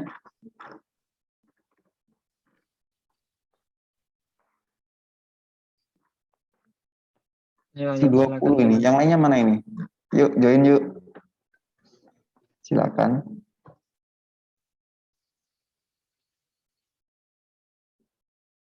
Mungkin nanti biar nggak terlalu lama dibatasi sampai 10.08 biar kita mulai kuisnya bareng-bareng atau 10.10 aja. 10. Tapi nggak apa-apa sih 23. Berapa sih yang join Mas Obi? Kalau untuk peserta sekarang ini ada partisipannya 42, tapi ada dosen dan juga mungkin kalau peserta dari mahasiswa sendiri sekitar 34 ya, 33, 34 gitu. Oke. Nggak apa-apa kita batasi di 10.08 aja Mas Obi biar nggak kelamaan juga kan. Benar, sip. Tenang. Setiap soal cuman dikasih waktu 20 detik kok teman-teman. Jadi mikirnya cepat. Oke, terus ya udah selesai. Oke, selesai. Kayak gitu-gitu aja. Karena kalau misalkan cuma aku kasih 10 detik, kasihan teman-teman. Nggak sempat pikir pasti. Jadi benar-benar ini. Dan pertanyaannya semua yang ada di slide ya. Semua benar-benar literally semuanya yang ada di slide. Jadi kalau misalkan teman-teman merhatiin, teman-teman ya teman-teman merhatiin dan kawan-kawan, teman-teman akan tahu jawabannya. Dan akan ada pertanyaan jebakan juga sih. Sangat jebakan, saking jebakannya mungkin teman-teman nggak expect. Kenapa? Kayak gitu. Oke, 1 menit lagi ya. Yuk, 1 menit lagi yang belum join, silakan join. Ini kesempatan jangan sampai dibuang-buang ya. Ada door prize berhadiah. Ya. Menarik. Nah, ayo.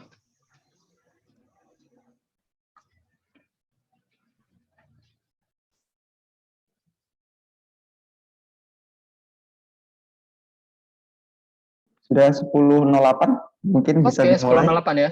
Oke, kita mulai ya. Kita start. 1, 2, 3.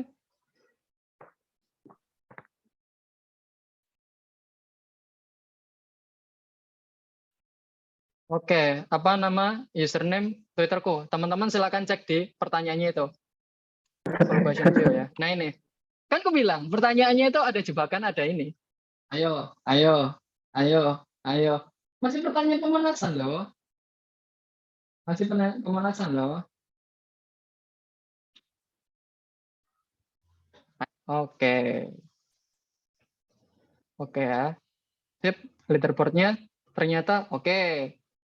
Ini ya, hari ini masalah ya, yang benar adalah Rizky Sipaul. Next question. 1 dari 11. Per tahun 2021, berapa persen sih pengguna internet di seluruh dunia? Ayo.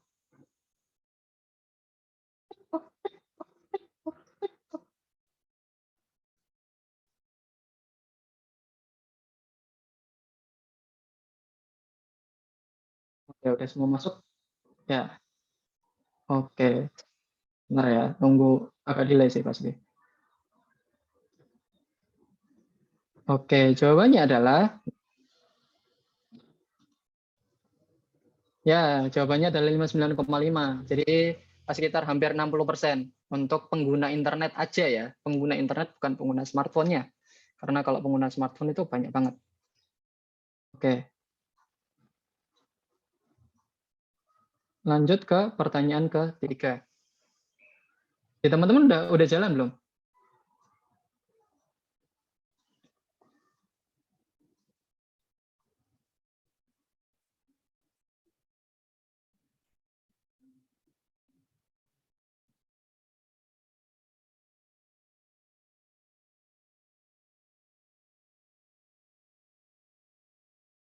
Oke, teman-teman silakan cek di ini ya, silakan cek di pertanyaannya teman-teman aja. Ya, dalam prosesnya bagian mana yang membutuhkan waktu paling lama buat dikerjakan? Ayo, tiktok. Ini juga udah kita bahas juga kok.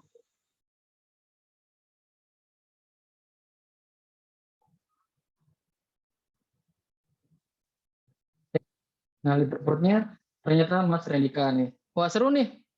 Top 3-nya sengit. Oke, kita next question.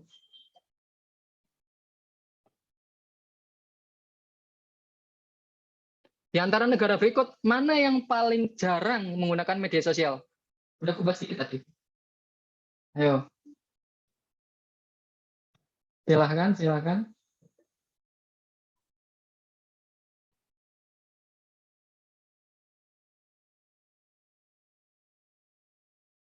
Time's up. Oke.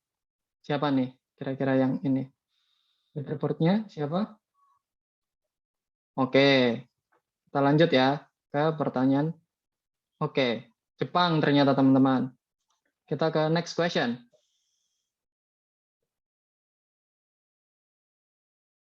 Yang bukan dari alasan kenapa data role itu penting adalah ayo teman-teman.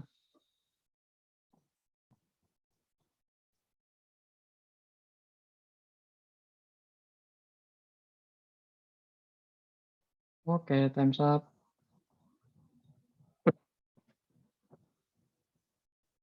Oke, masih ya.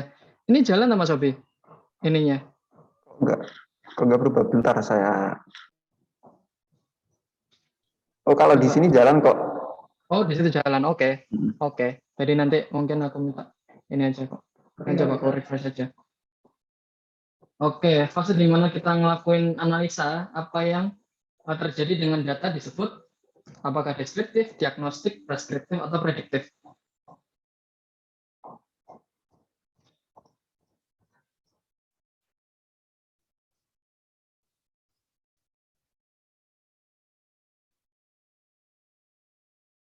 Oke, jawabannya adalah leaderboardnya mungkin nanti teman-teman akan update juga ya berarti ya. Di tempatku ini nggak update. Iya benar. Deskriptif ya teman-teman ya, yang benar. Oke. Nanti aku minta tolong Mas Obi buat ngupdate yang terakhir ya, leaderboard 3 teratasnya aja. Siap, siap. Oke, kita masuk ke pertanyaan selanjutnya.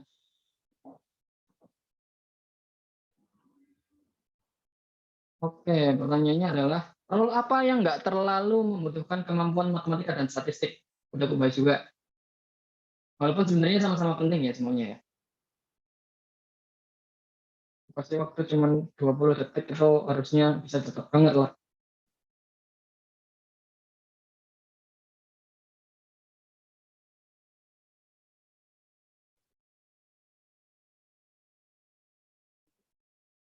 Oke. Hmm.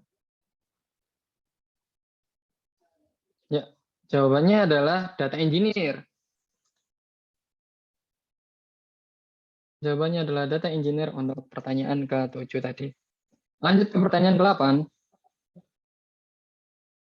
Berapa kali logo IT Telkom Surabaya muncul di slide? Nah loh. Ayo loh. Ayo loh. Dan yang sangat Pasti nggak susah akan ada. ternyata.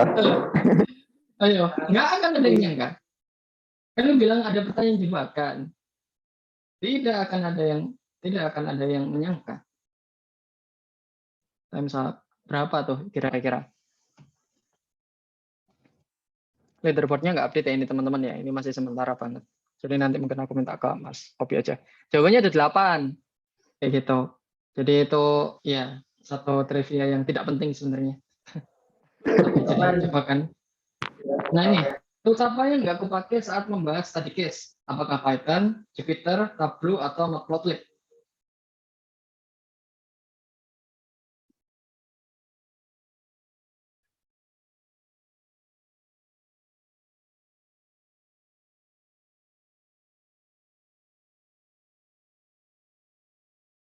Oke, jawabannya adalah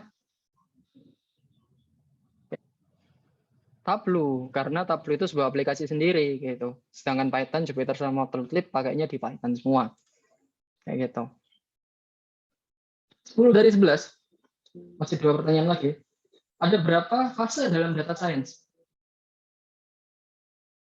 Gampang banget. Ayo, kalau tadi ngikutin pasti tahu ada berapa.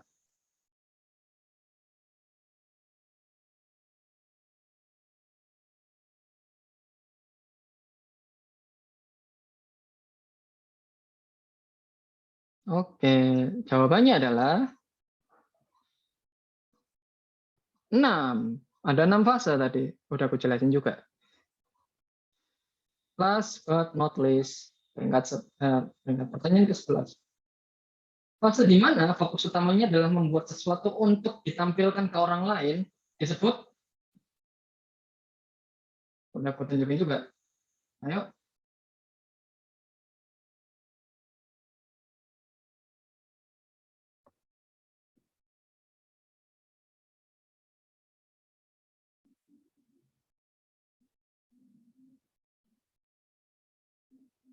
Oke, deployment.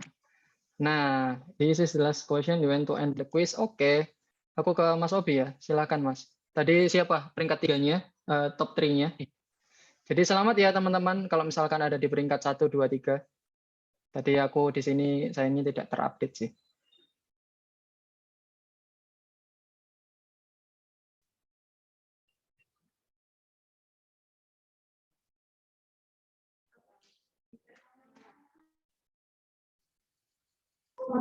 Ini belum keluar sih leaderboard saya.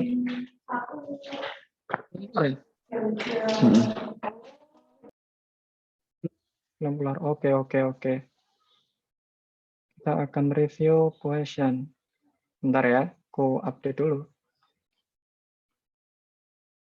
Nah, ini nih, udah muncul nih. Di aku. Di Mas Obi belum muncul? Belum. Ya, pakai ini Oke. aja mungkin ini bisa ini. Iya ya, ini bisa kok. Ini bisa kok. Nah, kita akan cek pakai skor ya. Oh, nggak urut sayang sekali ini. Oh, question, show time taken, scroll right. Oke. Kita akan cek ya. Ini ada 10.520, 590, 600, berarti 10.500, 10.580, banyak yang 100% ya. Salut. Berarti di sini, bentar. Kok nggak muncul? Bentar, aku. Nah ini nih. Nah ini, peringkat satunya ada Tasyon Marta, peringkat duanya ada Rendika, peringkat tiganya ada Rian Adi Saputra. Selamat. Ya, selamat. Passion, Redika, dan siapa satunya tadi? Rendika sama siapa tadinya ya? Ayo teman-teman, tadi siapa satunya, aku kelewat lagi. Kita download results dulu deh. Oke, sip. Nanti ya. Sambil Mas Obi bisa ini sesi tanya jawab aja. Aku sambil nampilin. Ya, terima kasih Mas Faul atas materi yang sangat luar biasa. Ya, tadi sudah dibahas mengenai, ya saya juga baru teringat tadi, oh iya kemarin sepertinya ada yang lagi hot news mengenai HRD bacot gitu ya. Ya, yang data analisnya itu Mas Faul sendiri. Jadi Tentu saja.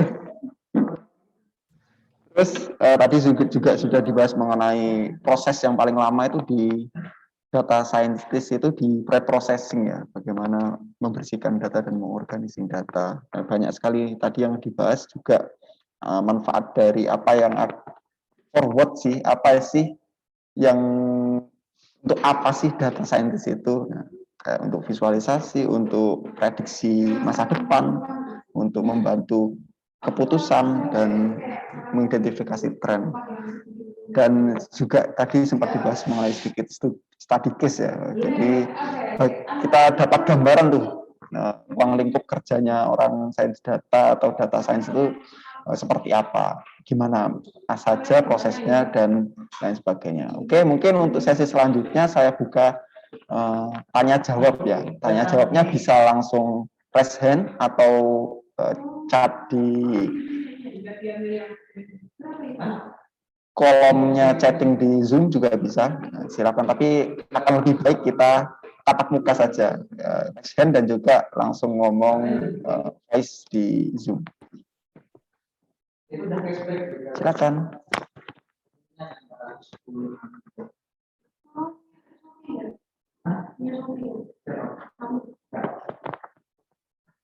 Ini sudah ada ya tadi ya pemenang dari kuisnya ya. Yang pertama Passion, kedua Rendika, dan yang ketiga Rian Adi Saputra. Ya nanti mungkin saya hubungi untuk door prize-nya. Oh.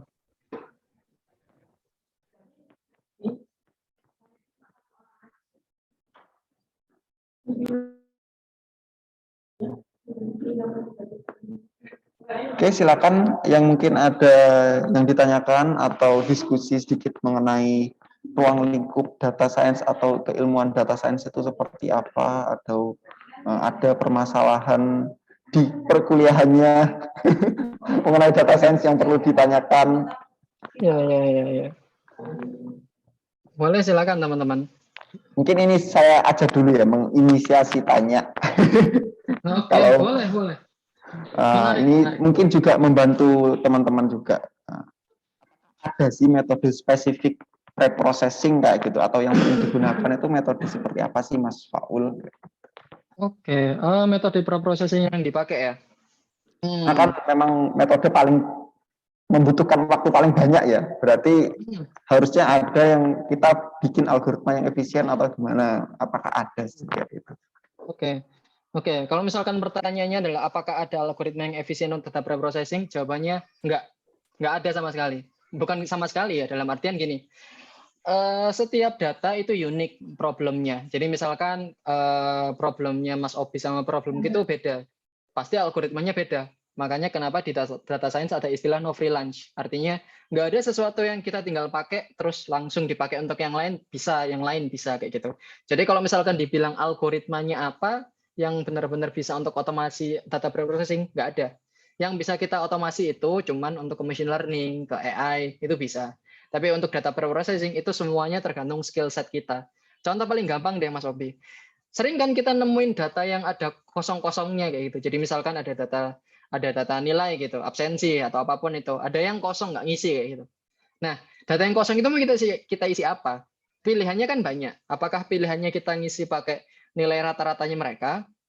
Bisa kita isi pakai nilai modnya atau nilai yang paling sering keluarnya sama mereka, atau bisa pakai interpolasi yang keterkaitannya sama yang kemarin. Kayak contoh, misalkan aku sekarang masuk, besok libur, besoknya lagi masuk, besoknya lagi kosong, nggak ada datanya. Oh ya udah kita anggap polanya itu libur kayak gitu, karena secara pola 3 absen sebelumnya dia itu kayak gitu. Nah, lebih ke sana sih Mas Obi. Jadi nggak ada sesuatu yang benar-benar spesifik untuk melakukan data preprocessing. Paling kalaupun ada adalah untuk kondisi-kondisi tertentu aja. Kayak contoh tadi untuk missing value atau nilai yang kosong, kondisinya seperti apa. Bisa juga kalau misalkan kondisinya adalah datanya itu bermasalah di sisi duplikasi kayak gitu. Ada data yang double-double. Atau bisa juga ada data yang sebenarnya nggak penting kayak gitu. Kayak contoh, misalkan kita punya data mahasiswa, tapi kita punya data tahun lahir sama data usia. Itu sebenarnya agak dalam tanda kutip agak useless. Kenapa? Karena kalau misalkan kita tahu data tanggal lahir, ya kita harus tahu usia. Dan berlaku pula sebaliknya, vice versa. Makanya kenapa kita harus hapus yang usianya? Karena kalau tanggal lahir kita bisa dapat usia, tapi kalau usia kita belum dapat tanggal lahir. Ya dong. Jadi itu yang harus diperhatikan sih, Mas Ovi. Jadi konteksnya luas banget. Jadi kalau dibilang apakah ada yang benar-benar untuk otomasi, nggak ada. Kayak gitu. Itu semuanya tergantung dari kita sebagai data scientist atau data analis untuk recover atau membuat datanya itu jadi lebih clean kembali gitu. Oke, terima kasih. Berarti berdasarkan perspektif orangnya ya, seorang ahli data science-nya. Mungkin ada yang lain yang mau ditanyakan dari rekan-rekan mahasiswa peserta dari kuliah kami.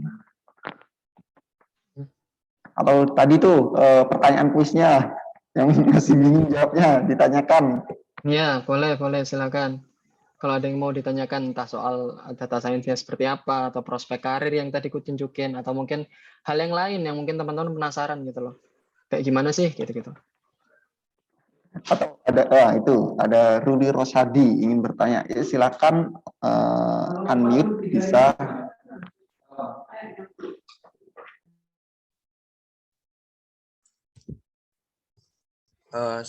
Permisi, apakah suara saya terdengar? Ya, terdengar. Aman, Mas. Ya, terima kasih Pak Obi. Sebelumnya perkenalkan, nama saya Ruli Rosadi. Saya dari IT Informasi dan Teknologi dari semester 3 IT Telkom Surabaya. Pertanyaan saya melihat di layar dibaca itu kan gaji yang ditawarkan bagi data scientist sangatlah tinggi dan memperingkati nomor 1 di antara pekerjaan yang lain. Nah, di gaji yang tinggi itu kan pasti sangatlah penting bagi perusahaan yang ditempati atau memberikan dampak yang sangat besar. Nah, dari pemikiran-pemikiran saya di atas tersebut, saya memikirkan bahwa tingkat stres yang dialami oleh data scientist ini sangatlah juga tinggi, atau emosi yang lainnya, yang mungkin Masnya pernah merasakan, dan bagaimana cara Masnya mengatasi hal-hal tersebut supaya tetap bertahan. Baik, terima kasih Mas. Oke. Gimana nih Mas Obi? Bahasnya langsung ke mental health nih. Langsung ke raja terakhir nih, mental health soalnya. Oke. Coba aku bahas dulu ya. Ya, apakah termasuk salah satu dengan gaji tertinggi? Iya, memang dengan salah satu gaji tertinggi. Tapi sebenarnya satu hal yang perlu dicatat, sebenarnya gaji dengan nilai apapun itu sebenarnya sama aja. Paling keterkaitannya adalah tekanan sih, tekanan pressure-nya kayak gitu. Biasanya pressure itu didapatkan ketika teman-teman bekerja di startup yang udah besar. Kayak contoh startup yang udah unicorn atau udah dekakorn atau udah yang benar-benar besar lah, yang teman-teman udah tahu namanya, udah di Jakarta, udah cukup gede, biasanya pressure-nya makin gede. Nah, ya itu berbanding lurus, gaji gede berbanding lurus dengan pressure atau tekanan kerja yang cukup tinggi kayak gitu. Nah, gimana caranya untuk mengatasi itu supaya tetap bisa bertahan? Saranku adalah buat teman-teman yang mungkin baru pertama kali, saranku adalah jangan langsung ngejar kayak gaji 2 digit atau gaji 10 juta ke atas dulu. Maksimalin perkembangan karirnya teman-teman dulu.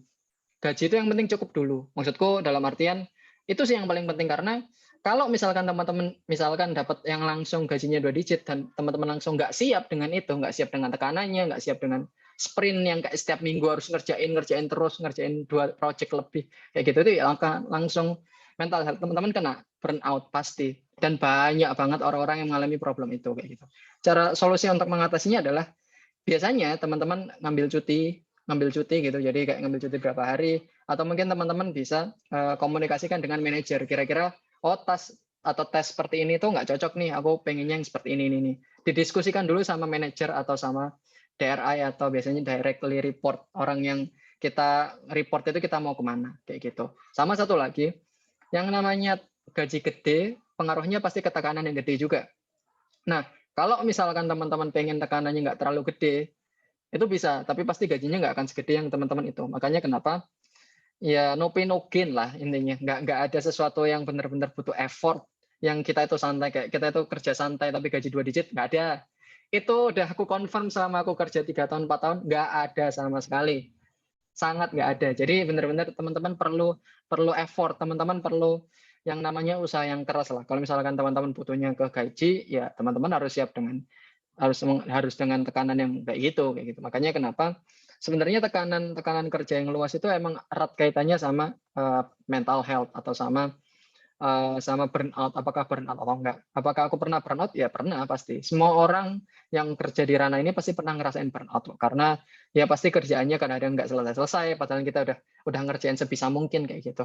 Ya solusinya kayak gitu sih, kita step back, kita relax, atau kita mungkin pelan-pelan coba memahami kembali, karena pekerjaan seperti ini itu sebenarnya yang dibutuhin adalah bagaimana kita ketelitian sama kenapa hal itu bisa terjadi kayak gitu, kenapa hal itu bisa terjadi, kenapa hal itu nggak bisa terjadi, dan semacamnya. Jadi pinter-pinternya kita untuk ngatur waktu juga sih, time management itu juga jadi penting kayak gitu. Makanya kenapa ketika kita kerja let's say 9 to 5 atau dari jam 9 pagi sampai jam 5 sore, ya kita harus perhatikan juga dari sisi mental kita. Kayak contoh, aku nggak mau nih ngerjain dari hari Sabtu sampai Minggu, nggak mau nih. Ya udah, lakuin apa yang teman-teman lakuin, dibuat santai, istirahat, tidur, dan lain-lain.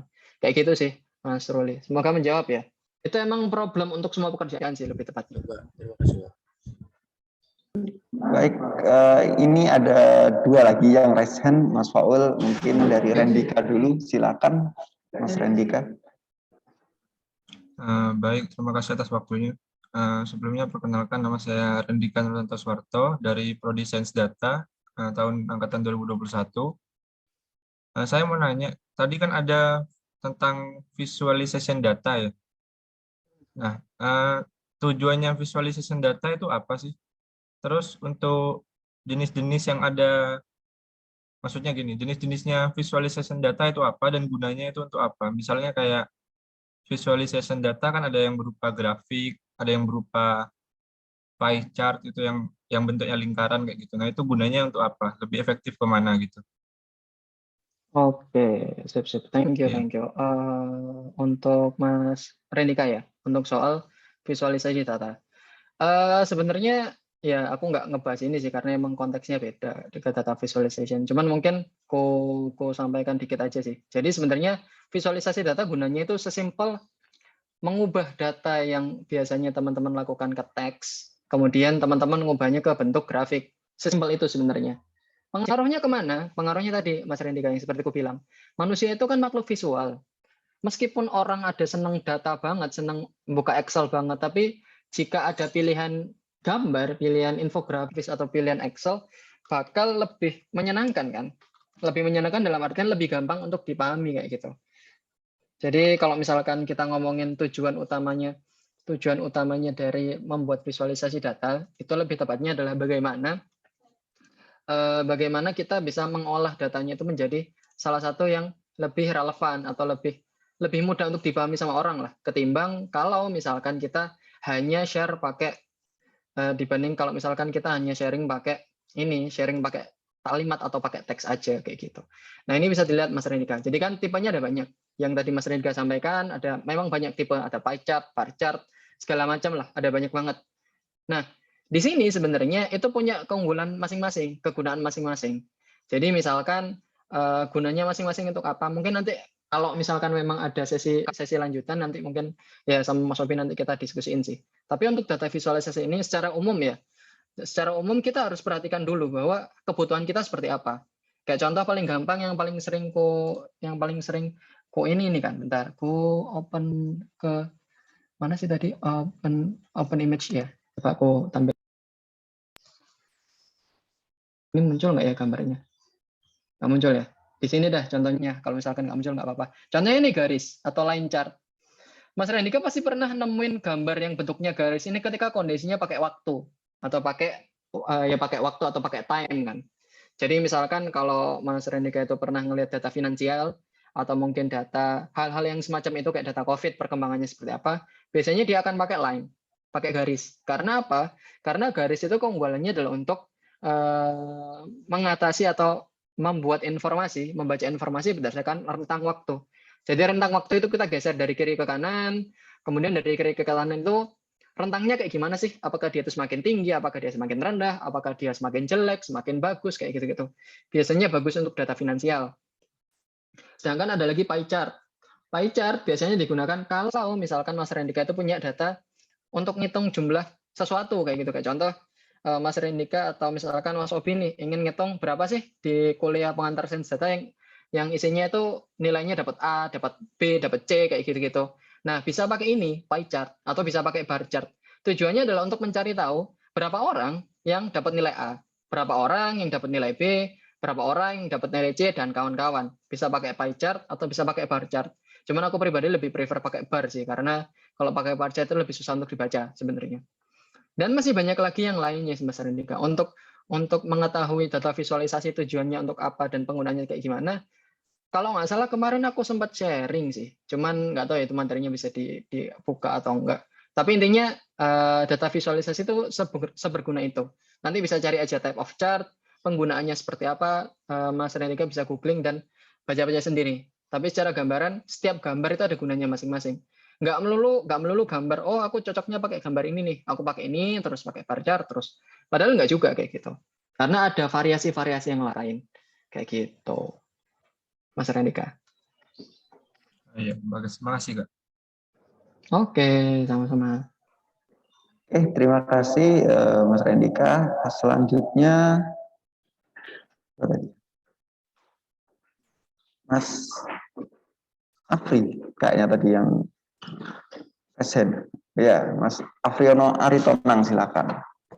Sebelumnya terima kasih telah memberikan waktu saya untuk bertanya. Nama saya Afriono Aritonang dari Produsen Data.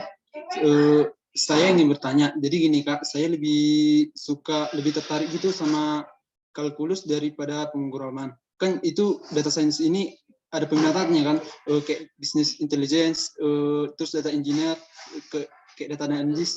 Jadi lebih baiknya untuk semester depannya itu saya ngambil apa ya Kak? Oke, bentar. Ini dulu ya, aku tangkap dulu deh. Jadi misalkan Mas Afriono ini pilihannya apa? Pilihan kuliahnya apa aja kalau gitu? Untuk di semester depan. Ada business intelligence, data analis, data engineer, terus apa lagi ya?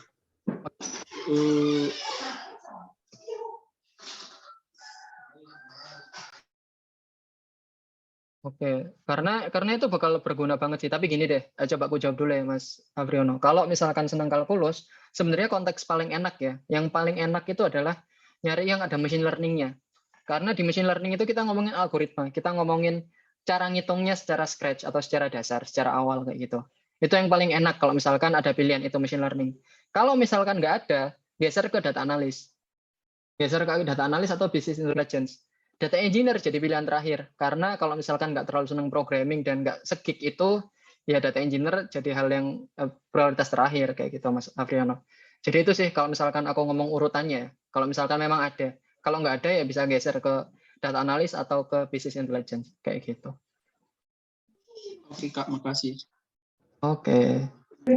Oke, terima kasih Mas Afri. Ya mungkin ini juga saya menambahi ya untuk peminatan tadi atau kurikulum dari sains data mengenai lebih cocokan kemana nanti bisa didiskusikan sama dosen walinya masing-masing atau sama dosen-dosen terkait mengenai sebenarnya kita itu cocoknya kemana, nanti akan diarahkan tuh sama mata kuliah apa yang cocok. Mungkin selanjutnya ini ada pertanyaan terakhir mungkin ya dari Mas Sena. Silakan Mas Sena.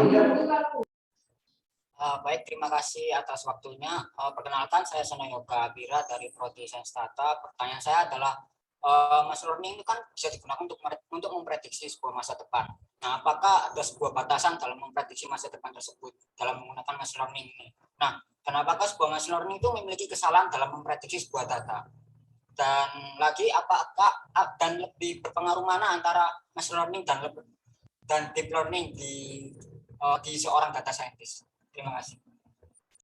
Oke, aduh agak banyak ya tadi ya pertanyaannya. Jadi mungkin akan coba aku bahas soal sampai batasan mana machine learning itu bisa dipakai kayak gitu. Jawaban paling simpel, sampai batasan mana ya, sampai kita tahu kalau misalkan machine learning udah cukup buat bisnis kita atau cukup buat penggunaan kita. Contoh paling gampang. Kalau aku ngelihat pertanyaannya Mas Sena Yoga ini udah nanya ke machine learning ke deep learning kan. Padahal sebenarnya kalau di perusahaan nggak banyak yang pakai deep learning. Kenapa? Karena menggunakan deep learning itu cost banget, ada banyak banget hal yang harus diperhatiin. Kalau misalkan nanti teman-teman akan nyoba deep learning, teman-teman akan kebayang butuh komputer yang bagus banget, prosesor yang gede, segala macam lah kayak gitu. Akhirnya orang-orang lebih cenderung ke machine learning. Selain itu, machine learning itu lebih cepat. Aku kasih case lah, mungkin akan ngejawab perbedaan machine learning sama deep learning ya, pertanyaan Mas Ana. Aku kasih case gini. Misalkan teman-teman ingin beli barang di salah satu e-commerce, apapun itu, mau toko hijau, toko merah, toko oranye, apapun itu. Nah, kemudian teman-teman itu tahu barangnya apa. Misalkan barangnya adalah botol minuman ini contohnya, Nah, si botol minuman ini teman-teman let's say nggak tahu mereknya apa, atau teman-teman nggak tahu ini namanya apa kayak gitu. Misalkan nama fancy-nya apa. Kalau di IKEA itu ada namanya apa gitu. Teman-teman nggak tahu, Mas Ena nggak tahu nih. Yang terjadi adalah Mas Ena di setiap e-commerce itu ada fitur yang namanya kita bisa foto. Kita search pakai foto. Jadi kita search pakai foto, kita foto barangnya, kita foto terus langsung dia akan muncul rekomendasi barang yang akan dibeli. Sampai sini nangkep ya? Oke. Permasalahannya adalah kita akan lebih cocok kemana? Apakah pakai machine learning atau pakai deep learning? Memang kalau misalkan mau bagus-bagusan pakai deep learning. Tapi deep learning itu membutuhkan waktu 2 menit untuk Mas Yoga ngeproses ke smartphone-nya. Bisa bayangin dong kalau misalkan Mas Yoga atau Mas Sena Yoga untuk ngakses di e-commerce butuh waktu 2 menit cuman buat nyari tahu ini namanya apa. Males kan? Capek kan? Kayak kok lama gitu. Kayak gitu-gitu kan? Sedangkan dengan machine learning, akurasinya mungkin nggak sebagus itu. Tapi dia bisa nunjukin, oh ini botol warna hijau kayak gitu. Mungkin mereknya ada muncul beda-beda. Tapi dia bisa nampilin lebih cepat. Cuma nampilin waktu sekitar 10 detik untuk proses. Kira-kira Mas Yoga lebih milih mana? Secara flow, secara penggunaan? Machine learning kan? Ya, itu alasannya. Karena ada faktor-faktor tertentu di bisnis yang dimana kita nggak bisa serta-merta naruh semuanya deep learning, semuanya advance, semuanya fancy kayak gitu-gitu. Jadi perbedaan paling gampangnya dalam machine learning itu lebih simple, jauh lebih simple dibandingkan deep learning yang jauh lebih kompleks. Makanya kenapa deep learning cocok untuk data foto, untuk data suara mungkin, atau data-data yang lain kayak gitu. Untuk perbedaannya atau batasannya sampai mana, ya harus kita yang nentuin sendiri gitu loh. Ada batasan tertentu atau ada benchmark tertentu. Makanya kenapa ada loss-nya kan, ada loss yang harus kita perhatikan kalau deep learning, kalau di machine learning itu ada di machine learning itu ada berapa sih data yang salah, berapa sih data yang benar, apakah data yang benar itu sudah efektif atau mewakili, apakah data yang salah itu mewakili atau enggak, hal-hal kayak gitu sih Mas Yoga. Jadi untuk konteks dari seberapa benar atau seberapa salah machine learning itu tadi, kita harus sesuaikan sama kebutuhan juga kayak gitu. Nggak bisa serta-merta, oh pakai machine learning nih dipakai terus sampai 5 tahun ke depan perusahaan itu berdiri. Ya nggak akan relevan juga kayak gitu. Karena kita harus tetap iterasi terus ya, harus tetap update terus. Oh apa yang baru sekarang ganti, apa yang baru sekarang ganti, kayak gitu-gitu. Gitu sih Mas Yoga. Semoga menjawab ya. Baik Kak, terima kasih. Baik, terima kasih Mas Faul dan teman-teman yang sudah menjawab. Mungkin ini terakhir ya. Saya minta Mas Faul untuk memilih dari salah satu pertanyaan tadi yang kira-kira menarik. Kira-kira pertanyaan dari siapa? Oke, yang menarik ya. Sebenarnya semuanya menarik. Tentang apa tadi? Oke, tentang apa? Tentang apa? Mungkin aku nyoba nyari yang tentang nomor 4 sih, yang tadi. Karena udah cukup penasaran sama penggunaan deep learning sama machine learning, tapi masih penasaran loh konteks di bisnis itu kayak gimana. Apakah semua yang kita lihat itu pakai deep learning semua? Apakah cuma machine learning doang cukup? Jadi kayak itu sih Mas Hobi yang paling menarik, yang terakhir. Oke, mantap sekali. Ini pertanyaan dari Mas Sena yang terakhir ya. Oke, sip. Mungkin ini udah di ujung acara kita dan juga mungkin saya ucapkan terima kasih kepada Mas Faul telah bersedia menjadi pembicara kita di kuliah tamu pada hari ini, dan juga mungkin atau ada closing statement dari Mas Faul nih buat teman-teman peserta mahasiswa untuk memotivasi belajarnya atau gimana? Oke. Untuk memotivasi belajar ya, sebenarnya aku juga nggak ada yang gimana-gimana sih. Paling untuk motivasinya ini aja kali ya. Untuk slide yang ini kali ya. Yang ini muncul ya, Mas Obi, yang gambar rusa ini. Muncul ya. Nah, sebenarnya motivasinya gini. Nggak ada sesuatu yang instan. Jadi teman-teman sesuaikan sama kebutuhan aja. Nggak semua orang itu akan cocok ke data analis atau nggak semua orang akan cocok ke sini. Makanya kenapa aku tadi bilang rumpun data science secara global, secara umum, itu ada banyak banget lapangan pekerjaannya. Jadi nggak usah maksain untuk semua orang jadi data scientist. Ini harus banget sih, dan mungkin nanti aku akan coba share ke Mas Obi juga. Maksudku, jangan sampai orang maksa semua ke data scientist, karena seolah-olah ini yang paling bagus gitu loh. Orang-orang ngerasanya rumputnya ke sini semua gitu. Padahal data analis, data engineer, machine learning engineer, mereka atau business intelligence, itu mereka semua juga punya partnya masing-masing.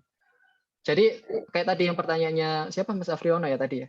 Sesuaikan sama kebutuhan. Kalian lebih cocoknya kemana? Apakah kalian lebih cocok ke ngoding? Apakah kalian lebih cocok ke mikir? Apakah kalian lebih cocok ke analytics kayak penasaran, curious sama segala sesuatunya? Jadi silakan teman-teman persiapkan aja lah, karena kan ini juga masih semester awal. Persiapkan aja sebaik-baiknya biar nanti atau jalannya teman-teman bisa lebih mudah. Dan sama terakhir juga, penggunaan data science atau apapun itu penting karena sama seperti rusa. Kalau misalkan tanpa data analytics atau tanpa data science pada umumnya, companies atau perusahaan atau siapapun itu akan buta dan tuli. Mereka itu sama kayak ada rusa berada di jalan tol. Mereka nggak tahu arah dan tujuan mereka nggak tahu harus ngapain, mereka nggak tahu kayak di jalan itu ya cuma lihat-lihat doang karena ada mobil lewat mereka nggak tahu, terus dia mati kalau dia nyebrang atau serba salah. Makanya kenapa dengan data kita bisa memudahkan untuk melakukan decision making. Untuk kalau ada data, kalau jalan tolnya ada data dari hutan satu ke hutan lain, perusahaannya akan tahu gitu loh. Oh aku bermigrasi nih dari hutan satu ke hutan lain. Maka jalan tol jadi ada gunanya karena itu menjadi tools atau menjadi jalan untuk menuju ke sana kan.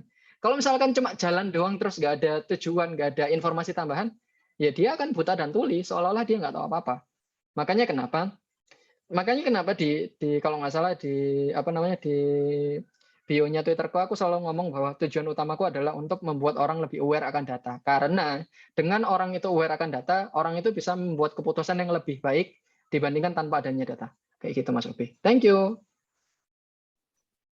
Terima kasih, mantap sekali closing statement-nya. Memotivasi teman-teman sekalian ya. Jadi itu mungkin sesi akhir kita untuk kuliah tamu pada hari ini. Terima kasih kepada pembicara kita Mas Faul dan teman-teman peserta webinar kuliah tamu ya, pengantar sains data. Nah, untuk sesi selanjutnya saya serahkan ke MC. Baiklah, Terima kasih kepada Bapak Muhammad Sifal Rizky atas pemaparan materi dan tanya jawab pada hari ini. Semua rangkaian acara telah kita laksanakan. Kami dari keluarga besar IT Telkom Surabaya mengucapkan terima kasih kepada Bapak Muhammad Sifal Rizky atas ilmunya yang begitu luar biasa. Tibalah saatnya di akhir acara penutup, ditandai dengan foto bersama, seluruhnya diharapkan untuk on-cam. Saya serahkan kepada operator untuk dokumentasi acara pada hari ini.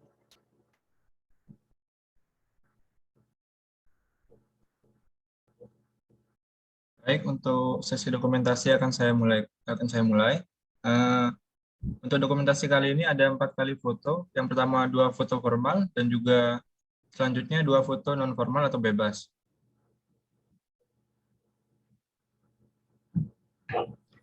Oke, untuk slide pertama. 1, 2, 3. 1, 2, 3. Baik, untuk yang kali ini non formal atau bebas. 1, 2, 3. Sekali lagi. 1, 2, 3. Baik, itu saja untuk sesi dokumentasi. Selebihnya saya kembalikan kepada MC. Terima kasih. Baiklah, terima kasih Mas Yandika. Acara kita hari ini telah selesai. Demikian dari saya, ada kurang lebihnya dalam memandu acara ini. Saya mohon maaf yang sebesar-besarnya. Wassalamualaikum warahmatullahi wabarakatuh. Salam sejahtera bagi kita semua. Waalaikumsalam warahmatullahi wabarakatuh. Terima kasih semuanya. Terima kasih Pak Siva. Thank you. Terima kasih, Pak. Terima kasih Kak Elisha, Kak Opi. Ya.